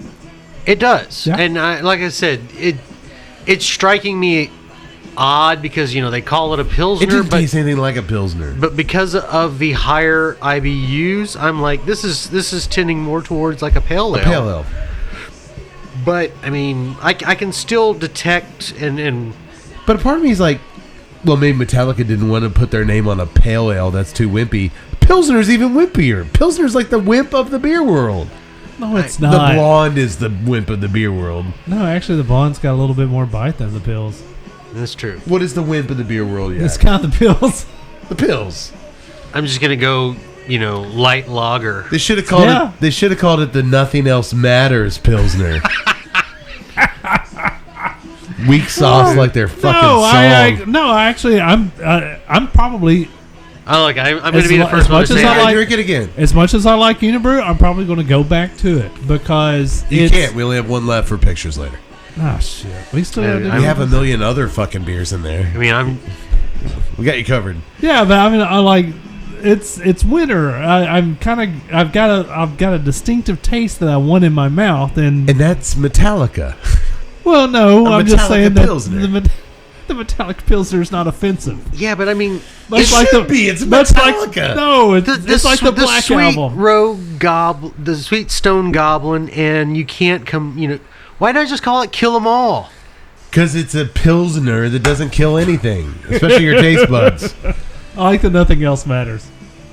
Now, if they had a Damage See- Incorporated Porter, we do that. Seek and inebriate. The Four Hopsman. There we go. I'm liking it. No, ride the lager. Ah, Ride the Lager. that one. Trapped Under Hops. Master of Pilsner. Master of Pilsners.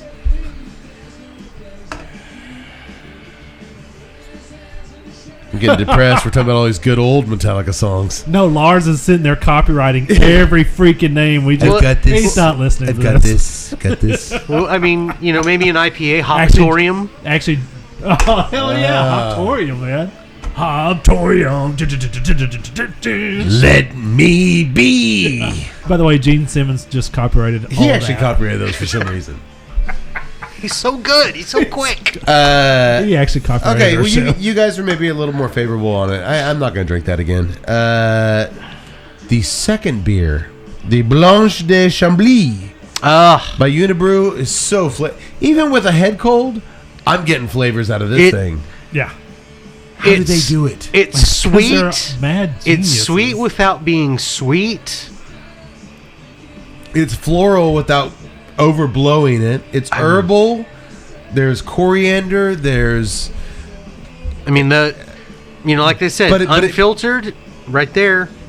That it's like a lighter, gentler Don de Do, where Don de Do was so heavy with the herbs and the floral component. yeah, This has floral and herbs, but it's so much lighter and crisper. correct. In late yeah. March, early April, I'll enjoy this. It's a blonde, correct? I want it a little bit. I want to. Yes. They categorize it as a blonde. No, it's a wit beer. Oh, it is a wheat. Yeah, beer. wit. Yes. Yeah. I believe it's pronounced wheat. Most of their stuff is, Yeah. or it's in that kind of profile. Okay. We don't have any dark beers in our fridge, do we? I don't think so. Man, I got to get you guys on dark beers. I love dark beers. We Yeah, got This some guy doesn't golden look- rocks. That's nothing to go dark about there's it. nothing dark about it, dude. I gotta get Kate on dark beers. He He would, doesn't like, like- he would like a good porter. I want a brown ale. Can we try a brown ale? Like Tut with his precious brown ales. I've never had a porter I liked, but I'm still young. Kill me. I actually had the real ale coffee porter. Yeah. That's not bad. I was You're a kind real of fan. impressed. I was actually impressed with it. Okay. Well, I definitely think the Unibrew, big surprise, worked out best for me tonight, flavor wise. But I'm glad you guys got something out of the Enter Night. It worked with Pete and his music background. So, you guys want to talk a little bit about the movie? No, I'm done. Obviously, touched on it a lot of it with Pete, but I kind of wanted to just take a minute and acknowledge the writers and directors. Steve, here we go again. I'm gonna fuck this up. Garabine, Gherebean. Maybe the G silent. Harabin. Harabin. And Jesse Marut. I do want to acknowledge them and what they did. And I just Good job, guys. I just kind of want to take a minute to talk about if there were moments in the film that kind of stuck out to you. Because there were for me. I mentioned when we talked to Pete that moment where Elder Padron Car bombings, man. Went on that mission after they left Cuba. Yeah. He established one of the first farms in Nicaragua, went back to Cuba on a humanitarian mission to help rescue some political prisoners. Castro asks him, I hear you're making some cigars in Nicaragua, and he hands him one. Yeah, I was like, I hear you make cigars in Nicaragua that are supposed to be better than Cuba. Let me try one. He hands him a cigar. They take a picture of that, and they showed us the picture in the documentary, and the newspapers went nuts with it. All of a sudden, Padron is labeled a communist, Castro sympathizer. They burned down his factory in Nicaragua. They firebomb his Miami offices. So you're that saying was a crazy fucking story. So you're saying it was fake news? It was fake news. It was maybe the original fake news. No, that was a crazy story. I had no idea. Can I go on a news rant? Sure. Because it's a little bit off. It's not documentary related, but it's kind of related. What did we tell Pete about our podcast? No rules? There's no rules, baby. Okay, so there was a student or an substitute teacher who got fired because she beat the fucking crap out of a special needs student.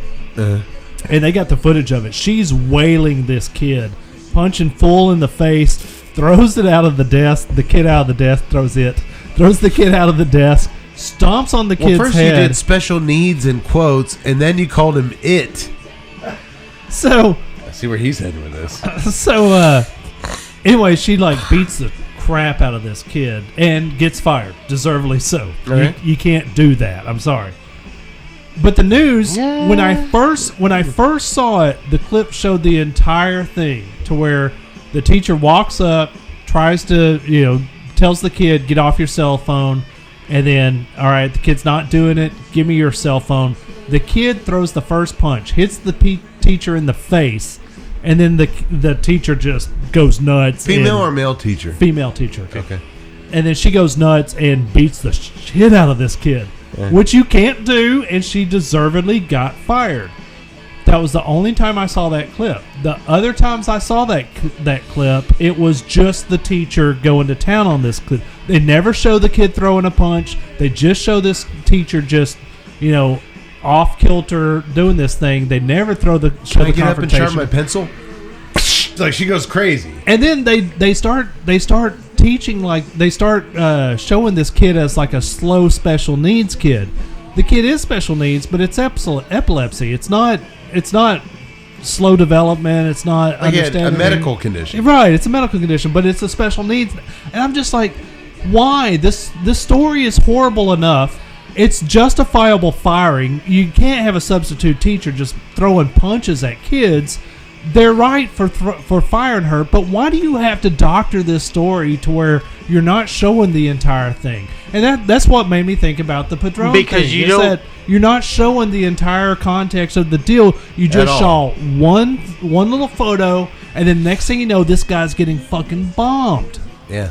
That's I'm sorry.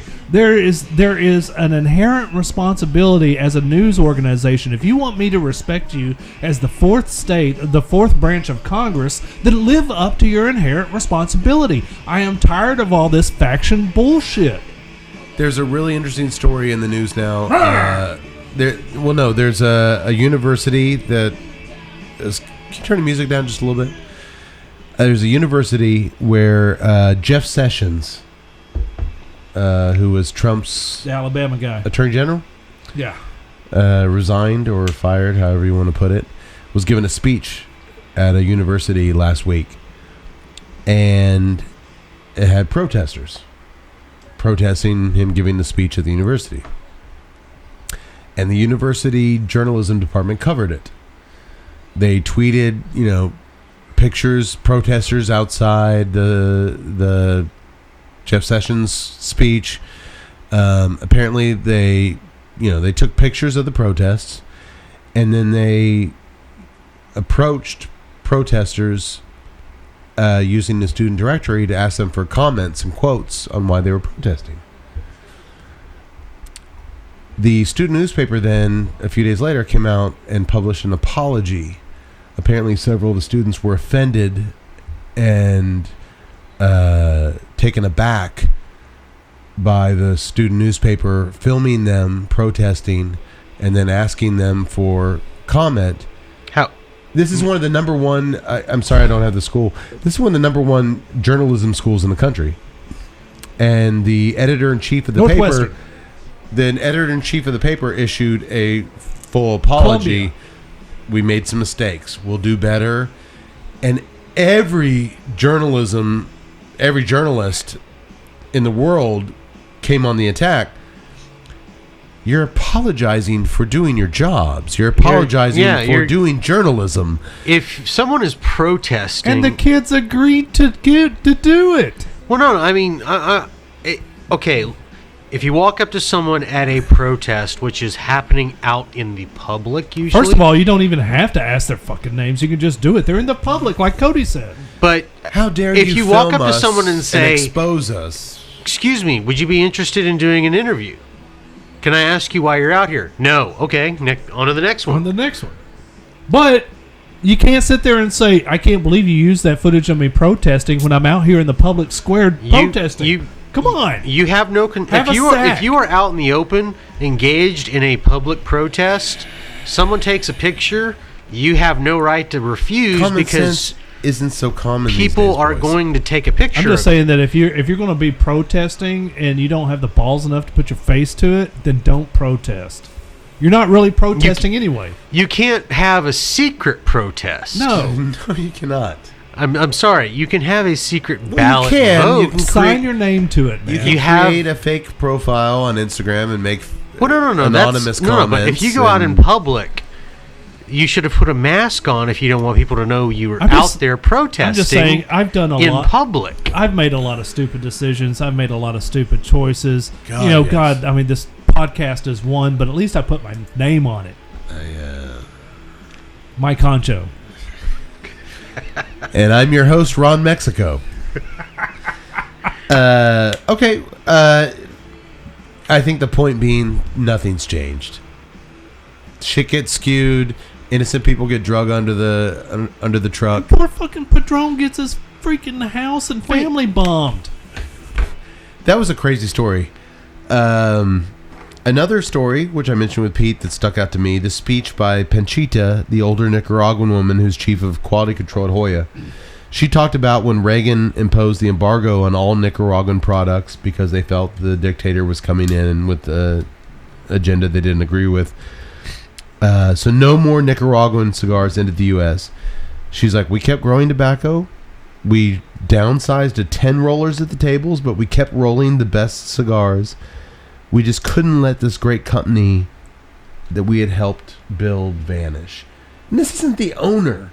This isn't the management. This is a floor worker. I just thought that was a great moment that the hand-rolled boys captured. And I was aware of the Nicaraguan embargo. I didn't realize it lasted until 1990. I didn't either. I mean, shit. When did JD get there? Just a couple years later. Yeah. I think that her story is very poignant because I have some friends that work for some of the automakers. And remember when the automakers were getting bailouts from the government because they're, going under. The year that they were going at, or it was like the year after that they were going under, the UAW, they were striking while these car makers were going bankrupt. And I mean, and there's it's a complicated issue, and I don't want to boil it down to something simple. But I remember one of my friends talking about one of the sticking points that the UAW had is they wanted the first day of deer season as a vacation. And here I am listening to this lady saying, we were helping keeping this company afloat during the dictatorship, because they love the company that much and it meant that much to them. Yeah. And I'm just like, Well, wow, that is just for a lot such of a people, weird dichotomy, man. Sure. they don't realize, and the assumption is, especially for the auto workers, they assume these companies are immortal, Yeah, and they're not. There is no company that exists today. We love the saying because we applied it to the banks, too big to fail. Yeah. But there is no company that is too big to fail. I don't think so. But Google, Apple, these companies. I got a very realistic vibe from Panchita where she's like, oh, we're well aware it could fail. It is failing due to the embargo. But we're going to do everything we can. But in this instance, to survive. To for survive these countries, and to put our asses on the line with hours and labor to continue something that we have pride in that we don't have ownership in. There's something very special about that. There was a protest in Nicaragua, a year ago, 2 years ago, and I was watching, if you're friends with Skip on Facebook, Skip Martin of Romacraft. He was posting photos of it from his rooftop, and he made the comment that, no worker of his missed work. All of his employees were accounted for. They showed up to work on time. Meanwhile, there's riots going on there. And there's a couple of different narratives that you can take on that. One narrative is that, the workers are so desperate they need that job, they can't do it. No, the other narrative is that they're treated right. I mean, they know the value of that job, and the job treats them right. The job treats them as family. The job treats them as human beings, and that's why they're there on time. And there's that fine line. Like it's easy to go against unions and things like that, but if left unchecked, you can't have corporates going like the old Carnegie corporate towns to where you're paid in corporate money, you're living in corporate housing. By the way, Apple's putting up a whole lot of money for housing. I mean, there's a min and max to both sides. We got to find some little equilibrium. I agree. Man, I'm preaching. It's very preachy. Though. He is. Here's something maybe you'll agree with me on, maybe you won't. If you don't, we're going to get into it. I'm always the first one to say here on the show, watching all the films that we watch, that I'm generally not a fan of drone footage in films. It's too easy and accessible as a filmmaking tool these days, and I can always spot it a mile away as opposed to traditional helicopter aerial shots, which I love. But my God, does it work in this movie. I don't care if it helps you tell the story. Then It works it. so... And it works very well. Oh my God, just the stuff of the Davidoff compound and the Fuente compound... I'm just like, it gives you a sense of scale. That you heard him. They were doing this on a very tight budget. But you have to use it, and they did it very masterfully. They timed it well with the description of these epicenters that these families have created. They're little villages among the village. Yeah. But at random times when people were talking, just the shots over the tobacco fields. And mainly just the beautiful the cleanliness and the attention to artistic architecture of the Fuente farms, and they're not just barns, they're beautiful old school barns. And it's like, well, and I will agree with you in this. Footage. I'll agree with you in this because it in the instance that they used it was providing a context for you to, like, they say, as they said, Placencia or Padron or any of those, they say, here's our factory, and you get that little flyover where they talk about it, and you're like, so the physical, you can then put an image to that name for that physical structure. And it was really cool because there was a couple of farmers who talked about, we developed this, we came to a country that had no tobacco history, no tobacco farms, and we developed it and we grew it, and then all of a sudden you just see these beautiful farms and these beautiful barns and not only that, but they make the headquarters very Cuban-esque from where they came from, and it's gorgeous. Was I the only one that was kind of taken aback by how small they were? We're not talking about like when I pictured like these big tobacco fields, I'm picturing like Texas Panhandle wheat fields that just stretch on forever. Yeah, no, I mean they're actually not. No, they're segmented. You could see where like this was this and this was. I mean, they were very segment. It was a very effective tool to show us what they were talking about, and it was done really well. Right. Well, like I said, it's like I said, it gives a context because like you said, you're just expecting just to the horizon fields of tobacco. These are these big. There's a bright green gaze on the meadow. They're literally, I'm out of here. They're small field, and they are segmented. But it's not just this that we cleared everything else out to plant tobacco. I'm sorry. Now I'm just picturing Carlito. There was a forest over here. Oh, what a beautiful morning. Well, there was some really good stuff in there too about how Castro wiped out so many of the tobacco fields to grow sugarcane. And it was not prepared for sugarcane. They didn't treat the crops properly, and it was a big bust. And they ruined all these great tobacco fields to try to introduce sugarcane.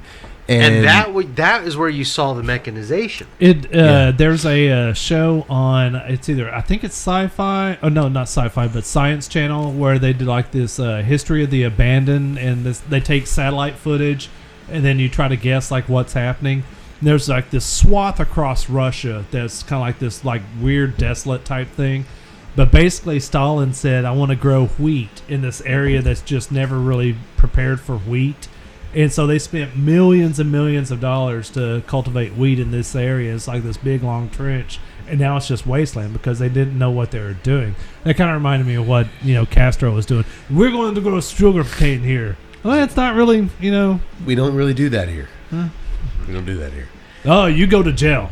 I thought it was also really fascinating to hear the key industry players talk about the monumental importance of Cigar Aficionado magazine. It played a vital role in the resurgence of the cigar industry in the 90s. I knew it did to a certain extent, but not what I got from this movie. And I really liked what the Ashton president said, what it did for brand loyalists. Before the magazine launched, guys would go into a brick and mortar, a tobacco store, buy their same cigars they buy every week and all that. All of a sudden, Cigar Aficionado starts reviewing cigars and introducing other cigars, and they're buying new stuff. I want to try that. I want to try that. That was not happening before Cigar Aficionado hit the shelves. To me, is really weird. And of course, I can't say anything because I did really, start smoking in the 90s. But, I mean, you walk into a humidor, any decent humidor, how could you just walk in and look at the one box knowing that there's 20 others to the left? I see it every day on social media. Guys, like my dad is this smoker. He goes in and he buys this cigar. What can I do to... What cigar will get him to branch out from... I can understand that. I can understand that because I always call it within... my own thing as, dude, you own a pub, the Bud Light drinkers, the Michelob Ultra drinkers. There's a special place. There's a special place in hell for people who walk into a draft house, ask you about 10 different drafts, and then order a bottle of Bud Light. I'm actually fine with that. That place is called hell. If you're one of those people. Fuck you. I'm so sorry, but don't you ever walk in, ask a dude... This is therapy. Get it out. Tell me about this. So what are flights? I can try all these. Oh, man. Give me a Michelob That Ultra sounds Light. great. I'll have a Bud Light. But that should make sense to you. But I mean, at the same time, I don't mind the guy who just walks up and says, I want a Bud Light. Yes, okay. Because it's the same way with the cigars. But as a pub owner, the guy wastes none of your time. Well, yeah. I mean, going into the humidor and the guy was like, makes a beeline. I want the punch. That's it. Well, I'm fine with that. The number one thing that I will say this, They're not saying that's wrong. They're saying that the magazine opened them up to where those guys would actually try new stuff. That's a big deal. The number one thing is about those guys that just go in and buy what they buy is because they tried it, they liked it. They don't want to try something else because a cigar isn't something you can return once you light it. Correct. So they don't want buyer's remorse. I'll say this gave me a deeper appreciation for cigar aficionados. It did me too. Role in the history. It did me too. There's a lot of crap that's given to them, and probably justifiably so. But I didn't realize just how big of an impact it was. I also didn't realize Marvin Shankman, the editor's previous history in wine magazines and what he brought into that approach he took to cigar. I didn't know his backstory there. But yeah, I gained a big kind of appreciation for their impact in the 90s. Yeah. For sure. Yeah, absolutely. I talked about this a little bit with Pete. The moment towards the end of the film, you actually brought this up, Tut, where Pepin Garcia talks about his factory buying the deveining machines for his factories. And when he realized the automated process would eliminate up to 60 workers, or extended family as he called them, he got rid of the machines immediately. There's an actual heart beating in this industry at the higher ups, unlike anything we're kind of seeing nowadays, where everyone is going automated, where everyone is going anything to save a buck. These guys truly do look at their workers as valuable extended members of their family. And name me another industry that does it to that extent. Well, and more so is that, they live where they work. Now, correct. We and a lot of these factories we saw in the documentary, their kids come to work with them and they have an on-site daycare. And then some of these companies built the high school. That got to be too much. We're like, all right, great. The kids have great daycare, but when they get to a certain age, they have no school to go to. The nearest schools. Okay, guess what? J.C. Newman and Fuente start building elementary schools. Guess what? Eventually, the kids are too old for elementary school. I guess we have to build a high school. Did y'all read any of the reviews on Amazon? No, I never do. The top con review. They always like the top positive review, the top negative review. The top negative review was like, it's a good documentary, but very aggrandizing. And it was like a 1-star, and it was like, it was good about the history, but I kind of left it alone when they started talking about pumping tens of millions into schools. I mean, give me a break. And I'm just like, no, I don't know. Was it signed by Satan? I don't know. It wasn't. I don't know whether that 10 million number. I didn't hear that in the documentary, so I'm not sure where they got that into it.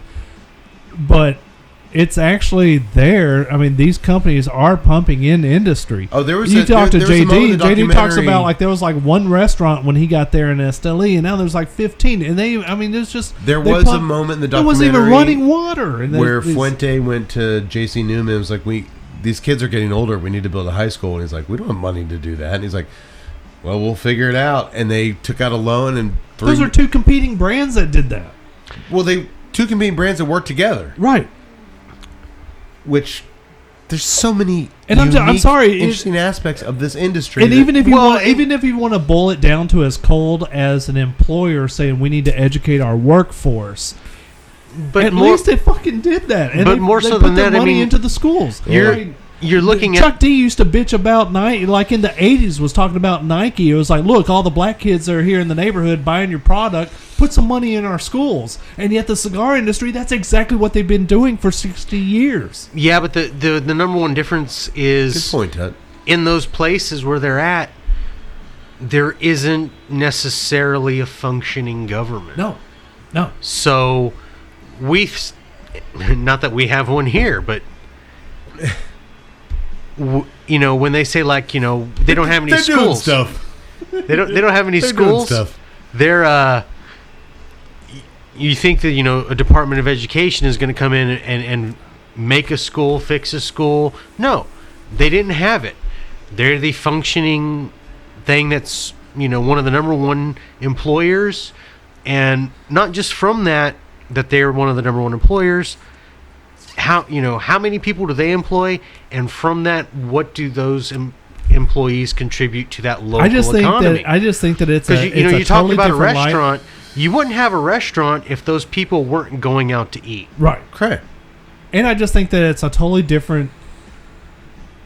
I hate saying that, look at the gringos and the Americans that totally take for granted the things that we have and the liberties and the freedoms and just the excess that we have. Because, it's a tire cliche, but there's truth to it. We bitch about Mark, our school boards have debates about Mark Twain book because it has the N-word. They don't have a school board, and they don't even have the book that has the N-word in it. It's totally different lifestyle. Well, I've got some breaking news. The Tuesday Night Cigar Club is going to be sending Nicaraguan school children 200 copies of Mark Twain next week. We've got them boxed up, and they're going to know the N-word, damn it. And we do what we can. I chose this cause, and you're lying. Yes, you are. Of course I am. Because that would make my heart happy. If you want to send them some books, we'll send some books. Maybe we can do it with books that don't have the N-word.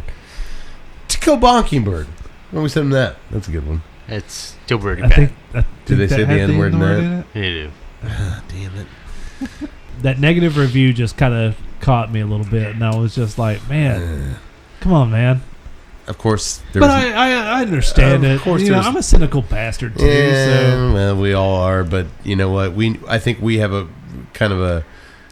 Over the last few years, we've kind of gotten to know the industry and know that what's bullshit and what's not. Yeah, and this was a fun journey for me because with my editing background and I understand political docs and I understand documentaries to begin with. They all have a story. They all have a side. They all have a message that they want to portray. But I actually thought that this was a pretty decent job on just, they glorified the industry a bit, but they didn't go to just serious success with it. No, it wasn't like a Michael Moore who was just like editing speech after. No, they didn't. And I think because of our kind of how entrenched we are in the industry, our sensors would have gone off if it was screwy or kind of verbose and too much. Nothing really rang false with me on this thing. Yeah, it passed my truth sensors, and there was a lot of good shit that the industry's done for countries that they didn't even mention. True. They never got to Drew Estate. They never got to the houses that Drew Estate built. But you know what? This was about old families and tradition, the big names, the old names, and I get that. The clip and hand rolled that resonated with me the most, and it caught me by surprise, was the quick interview with Berta Bravo, the Guayabera lady. I probably said that wrong. The Guayabera lady. Those shirts. She makes those shirts that all the guys wear in the tobacco fields. They hold cigars in them. Like, she's the Guayabera lady. She makes Guayabera shirts. Guayabera shirts. Thank God. You said it right. Thank God Pete's not around for this. Where she was talking about her greatest memories in life being surrounded by her cigar industry friends. And she said, and I quote, "They don't just take you in, you become part of the family." And I've kind of, let's see if you guys agree with me, found that to be true. There's nothing quite like it. Whenever I was around filmmaking people, there was always a tension, a distrust, a kind of a sense of, I want you to fail if it helps me succeed. Yeah. Todd, I imagine it's much like that on the music scene. Oh, yeah, I used to be that guy. And ever since we've done this, not only have we been really welcomed by a lot of people in the industry, but, over the last 2 years traveling with Drew Estate, when we show up at these random events around the country and we see our Drew Estate guys, I mean, they kind of we've kind of become part of their family. I mean, they treat us so well, and they treat us once kind of got to know our quirks and how we do. I mean, it's. I don't want to say refreshing because that's kind of, I think, shortchanging it, but it's an amazing thing. It's an amazing industry full of amazing people that actually treat people well, and better than well. They give you the benefit of the doubt without really knowing everything about you. They give that time. We'll get to know each other over time, but I'm going to immediately assume the best of you, which I don't know of many other industries that do that.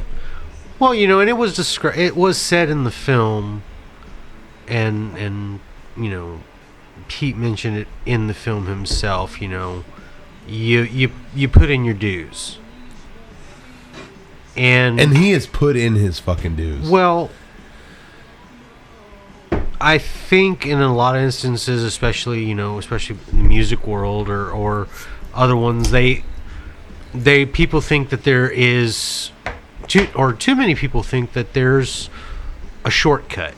And yeah, we like to talk about the overnight hit in music, but too many people, because there's others, they put in their dues. They've played numerous venues or put in their time, making their music and trying to make it better. I think there's a lack of jealousy. I think jealousy is the big demon in the room with a lot of these creative worlds. Why is this guy successful? Why is this guy getting this? And I don't see that a lot in the cigar world. I see a lot of cigar makers sharing good reviews of other people's cigars. Which is amazing because there are, hopefully this doesn't offend too many people, there are some huge egos in the cigar industry. Of course there are. Which makes it kind of contrary that they would be doing this. That they would be doing that. They would. It's kind of weird talking about how humble somebody is with like these huge egos, but it's true. They share each other's success because I think they realize, because of the fight they're up against the FDA, against the big tobacco entities, we're all in this together. And the more successful any of us are, it only adds to our strength, our collective strength. They get that. They're smart enough to get that. There's a lot of smart people in the cigar world. Yes. And I think they get that. And I don't know, that little moment there with Berta Bravo, unlike our last film where we mentioned the star Berta Boobs. Remember her? We actually classed it up tonight. Oh, Berta we Bravo. did. And this was our first show without mentioning boobs. Well, you just not mentioned anymore. them. You did it twice. I did it. I totally did it. But yeah, you know what? Handroll does a really good job of showcasing an industry that we love. Nitpick it all you want. They chose the narrative path. They stuck with it. I think it works. I'm not even gonna. I did have some nitpicks on the editing. Going FDA early, then kind of forgetting about it, then going FDA late. Tut says that's foreshadowing. You said it's foreshadowing. It worked for you guys. As a whole, you know what? I'm not going to nitpick this thing. It worked for me as a whole, so I'm going to just... I was about to say, you have to understand the audience. If you're going for cigar insiders and industry people, then you can edit a certain way. But if you're going for people that might be outside the culture, outside the industry, then first of all, you have to introduce the threat, but introduce why it's a threat. You can't say that this is a threat and say that something needs to be protected if you don't give people a reason to care about what needs to be protected. So I thought that they did it. They handled it very delicately. You introduced a threat. You showed why it needed to be protected. Then you got into a little bit more of the weeds on the stuff. And you're talking about an hour and a half. You don't get a lot of time to it. No, you don't. So you have to kind of make. You kind of have to pick and choose. I mean, if you're doing just a total propaganda piece to where you're just speaking to industry insiders, then yeah, that changes your approach on how you take editing. That makes sense. I thought that they did a really good job on it, to be honest. I thought I could have used a little more Tuesday Night Cigar Club. It could have. It really could have. Have me lighting my cigar with a cedar splint. My legs crossed seductively. I could have done something. By the way, my man, Daniel Marshall. Oh, come on, Daniel. I saw him and my face lit up. I was like, oh. I was like, he's going to talk about the campfire. He's going to talk about the campfire. It all goes back to the campfire. I was like, oh. Love it. Yeah, it was really fun seeing a lot of familiar faces. It's like, hey, there's Daniel. We've talked to him. There's the Martinez family. We've talked to them. I talked to him. And that's what I actually loved about it. I mean, as you start out with the older, the real far back history, but as it started coming forward in time, you start seeing these faces. You're like, I know that guy. I've seen him. I do think. Hey, I talked to that one. There is, and but once again, it wasn't like you were looking at someone and says like, I said hello to that guy one time, and I actually talked to him. We conversed. Yeah. No, the only guy I've actually said hi to, and it was like that, was Pete Johnson. And we had him on the show. Now we're old friends. And no, you said hi to Daniel Marshall. No, I'm saying the only guy in the documentary was like, oh, I've said hi to him, but I never really talked to him, was Pete. Yeah. And we saw that tonight. Well, and that was the thing. Like, every single person they brought on in this film, knowing what I know now, I would think, and I thought, like, what, I could sit down to any of them and have a conversation, light up a cigar, and just start talking about something. And the cool thing about the industry is that they would actually light up a cigar and talk to you about it too. Yes, and that's. I agree. Now, the interesting thing about it is that, you can't have like a 3-hour epic on this thing. I understand the editing choices that they made, but there are so many more stories to actually tell. When you talk about, the boom of the 90s, what sponsor, what came of that? You need to talk about the disruptors like Drew Estate.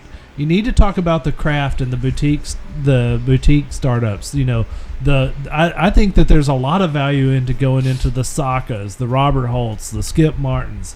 I think that there's a lot of gravitas to be played there. Well, I think that's like I said, a tale for a different day, and I think hey man, we've been talking to JD about that documentary for years, ongoing, and its worth and its merit. I think that can be an expanded and a broader scope from JD to cigar personalities as a whole, and what Facebook and Instagram and social media has done to explode the engagement of brand owners like Pete, like JD, like Saka, like Robert Holt. Like, that in and of itself is an effective tool to get a message out to non-cigar people, just to open their eyes to a world of fandom and once again, that tonight's magic word, subculture, that you never knew existed. Like Fish fans following Fish, the band Fish, around the country, or diehard. There's tons of documentaries about weird hobbies and like this. Wow, I didn't know that existed. Guys dressed up in bear suits humping each other in the woods. So that's interesting. So the next documentary is going to be a documentary on LARPing. LARPing? LARPing. What's that? Live action role playing. You never knew it existed. It needs to be told. I had to tell you earlier tonight that your sweater was on backwards. What are you going to dress up as without my help and live action anything? Wizard. Magic missile. Thank you, everybody. Oh, wait. Before we go, We're working on him. I've got to take one more minute once again to tell you good people at home about a new cigar that I'm a big fan of. Huh? You are too. I saw you smoke one. You loved it. The Pappy Van Winkle's Family Reserve Barrel Fermented Cigar is a long filler premium cigar rolled in limited quantities at La Gran Fabrica Drew Estate in Esteli, Nicaragua. Deep barrel fermentation is the key process that makes this expression vastly different from anything on the market. Hand-selected leaves from Kentucky, we've seen them hand-select those leaves, are packed into small torquettes, bundles of tobacco for you morons, which are then loaded strategically into... He was talking about us, not you, our loyal, famous not you, our loyal fan base. I'm talking about these two. Which are then loaded strategically into oak bourbon barrels. Water's then added.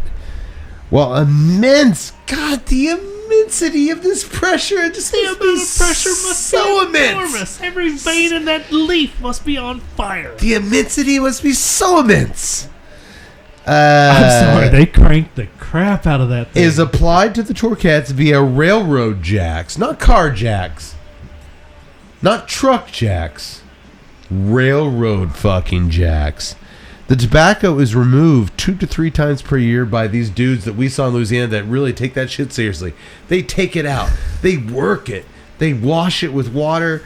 Hey, tobacco is begging, what we've learned, to be manhandled. It loves to be manhandled. Tut style. I didn't hear no. The total process takes 12 to 18 months, leaving a truly unique flavor profile, Tut style, and aroma, Yak Boy style. The Pappy Van Winkle's Family Reserve Barrel Fermented is now available at brick and mortar Drew Diplomat retailers everywhere. Before, you had to go to the Pappy Van Winkle website and buy these things from the Pappy Van Winkle sisters, who we met at Louisiana Barn Smoker. Great gals. Yes, they are. But now you can actually go to your local shop and buy these. But there is one size that you still have to go to the Pappy site. Tell me what this size is. They've made a pig. A Pappy Van Winkle barrel fermented Family Reserve pig, and you still have to go to the website to get that. But while you're on that website, get this. They got some really cool Pappy t-shirts, hats. There's like 2 hats I really want. I love that Pappy hat, man. I'm a hat guy now. I've been wearing them a lot lately. So I'm going to get 2 hats, coffee mugs. They got all sorts of nonsense on there that you don't need, but you kind of want. So my Christmas shopping is all going to be done on pappyco.com. Yours should be too. Or just go down to your local cigar shop, buy one. It is unlike anything you will smoke because it's filled with tobacco unlike any tobacco you ever had. Only Mark Ryan's farm makes Perique tobacco, and it is unique as hell, and you will love it. And I hope you loved tonight's episode. And by the way, if you're still listening, God bless you. Give us some links. If you're going to do some Christmas shopping and some shopping of your own, go to the TuesdayNightCigarClub.com website, click on the Amazon banner, do your shopping from there. We get a little percentage, and it helps us to keep these wonderful lives on. Shit. Yeah, buy a lot of shit. By the way, if you want to buy some cigars, go to the Tuesday Night Cigar Club. Click on the Famous Smoke Shop banner. If you buy $100 or more, you don't even have to type it in now. It just automatically it applies that shit. Just go ahead, buy yourself a cigar. What are you gonna say? I'm on a roll here. I do have to interject. The U.S. House of Representatives passed a anti-tobacco bill today, and part of that bill was a rider banning all online sales of vaping, flavored, and premium cigars. They lumped our beloved premium cigars in with that shit. We are threatened with not being able to buy premium cigars online, which is the death curse of our beloved partner, Famous Smoke Shop. Get active. Vote. Tell these people that their votes come with consequences. You want to keep taking shit away from us? First of all, ain't no goddamn teenagers using TNCC 20 and ordering premium cigars off of Famous Smoke Shop. This is If you watch the freaking hand-roll documentary, you'll understand that they're not paying $18 for a cigar. They're buying a 99-cent blunt. correct. There are folks in this country that don't have access to a brick-and-mortar tobacco shop. The only way they can get premium cigars is through these online retailers who've been here established for decades. A bill just passed to threaten that. Let your voice be heard. Let them know premium cigars are not flavored cigars. Premium cigars are not cheap-ass cigars used to make weed. Premium cigars are not anything close to fucking e-cigs, vape, or any of that nonsense. Step up, because, hey, if you don't, and they take this shit away from us, guess what? They're going to start coming for silly shit that we think is silly. They're going to start coming for your motorcycles. They're going to start coming for your, your fucking cauliflower pizza. They're going to come for everything. You give them a little bit of slack, they're going to take it all. And this is bullshit, and it's time to stand up. Promo code TNCC20 while you can. FamousSmokeShop.com. Give us some links, Ty. Well, now I'm kind of like wanting to go on a severe political rant after that. Do it. I'm not going to stop you. No. I'm incapable of stopping you. No, let's I'm listening to Reason. Join us on Instagram at TNCC_podcast. Join us on Facebook, Tuesday Night Cigar Club, or join us on YouTube, Tuesday Night Cigar Club. I was going to let him go nuts. And No. by the way, you fucking small government Republicans, get out of my cigar buying business. You talk about freedom. Stay You right. say that you need it, but yet a Republican-controlled Senate is allowing this to happen. This A is not Republican. No, it This is. has not gone to the Senate, or it is passed to the Senate. We'll see what happens. Oh God! It'll die. I'm just saying. So the fucking Democratic House passed this stuff. That doesn't let you fucking Republicans off the hook. I don't care if the Democrats passed this stuff. You had 4 years of Republican control. You could have stopped this, and you didn't. Stop it. Can't put this one on Obama. Come on. All things are Get out of my viable bedroom and get off of my online habits. until they go to committee. What's he doing in his bedroom? I don't know. I'm just saying people are looking at me in my bedroom. I don't want to know. If you're not going to tell us what you're doing in your bedroom, I kind of want.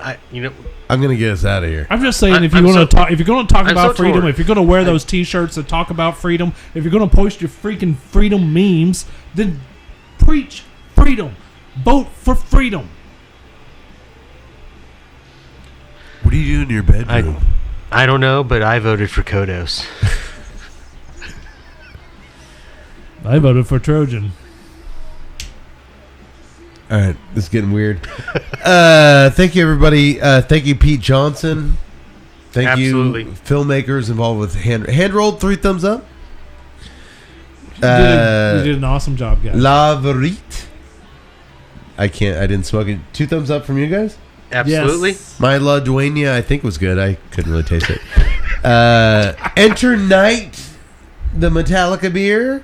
I'm gonna go halfway because I'll give you a half thumb. seriously, just call it a pale ale. It's fine. I'll give you a half thumb. But Blanche Once again, de Unibrew? Chablis. We're gonna find it. We're gonna find your bad beer one of these days, and we are just It going ain't to tell. tonight. I give the Yes. Chablis 3 thumbs up. Folks, we only have a handful of shows left this year. So please keep tuning in. Thank you for tuning in. And in the meantime, like Tut alluded to a second ago, the most important thing you can do at any costs necessary is never let the wings of liberty ever lose a feather. Jack Burton said so, and I kind of judge everything in my life on what would Jack Burton do. Let me tell you what old pork chop will do. Don't do it. Fight for your right to party. You got to. God bless America. God bless America. God bless Pete Johnson. God bless the Tuesday Night Cigar Club. Sayonara, motherfuckers.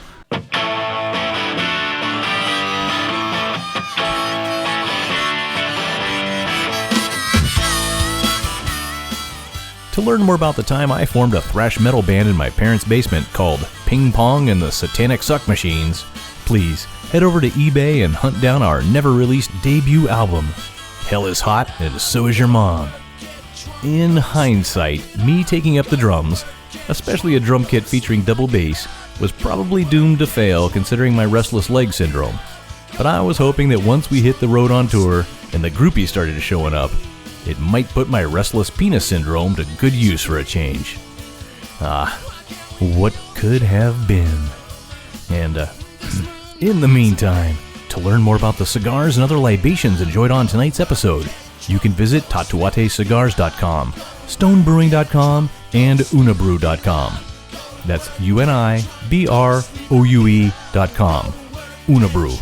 For more on O'Brien's Irish Pub, the live music leader in Central Texas, please visit o'brienstemple.com and download their free smartphone app, where you'll find full beer listings including over 40 on tap, menu information, and a calendar of upcoming live events. To listen and purchase music heard on tonight's program, check out www.fritzbeermusic.com. Thank you for listening to the Tuesday Night Cigar Club podcast. This is Keith A. Howell saying until next time, friends, unless we see you sooner at the pub. So keep it smoky, and for God's sake, keep it ballsy as well.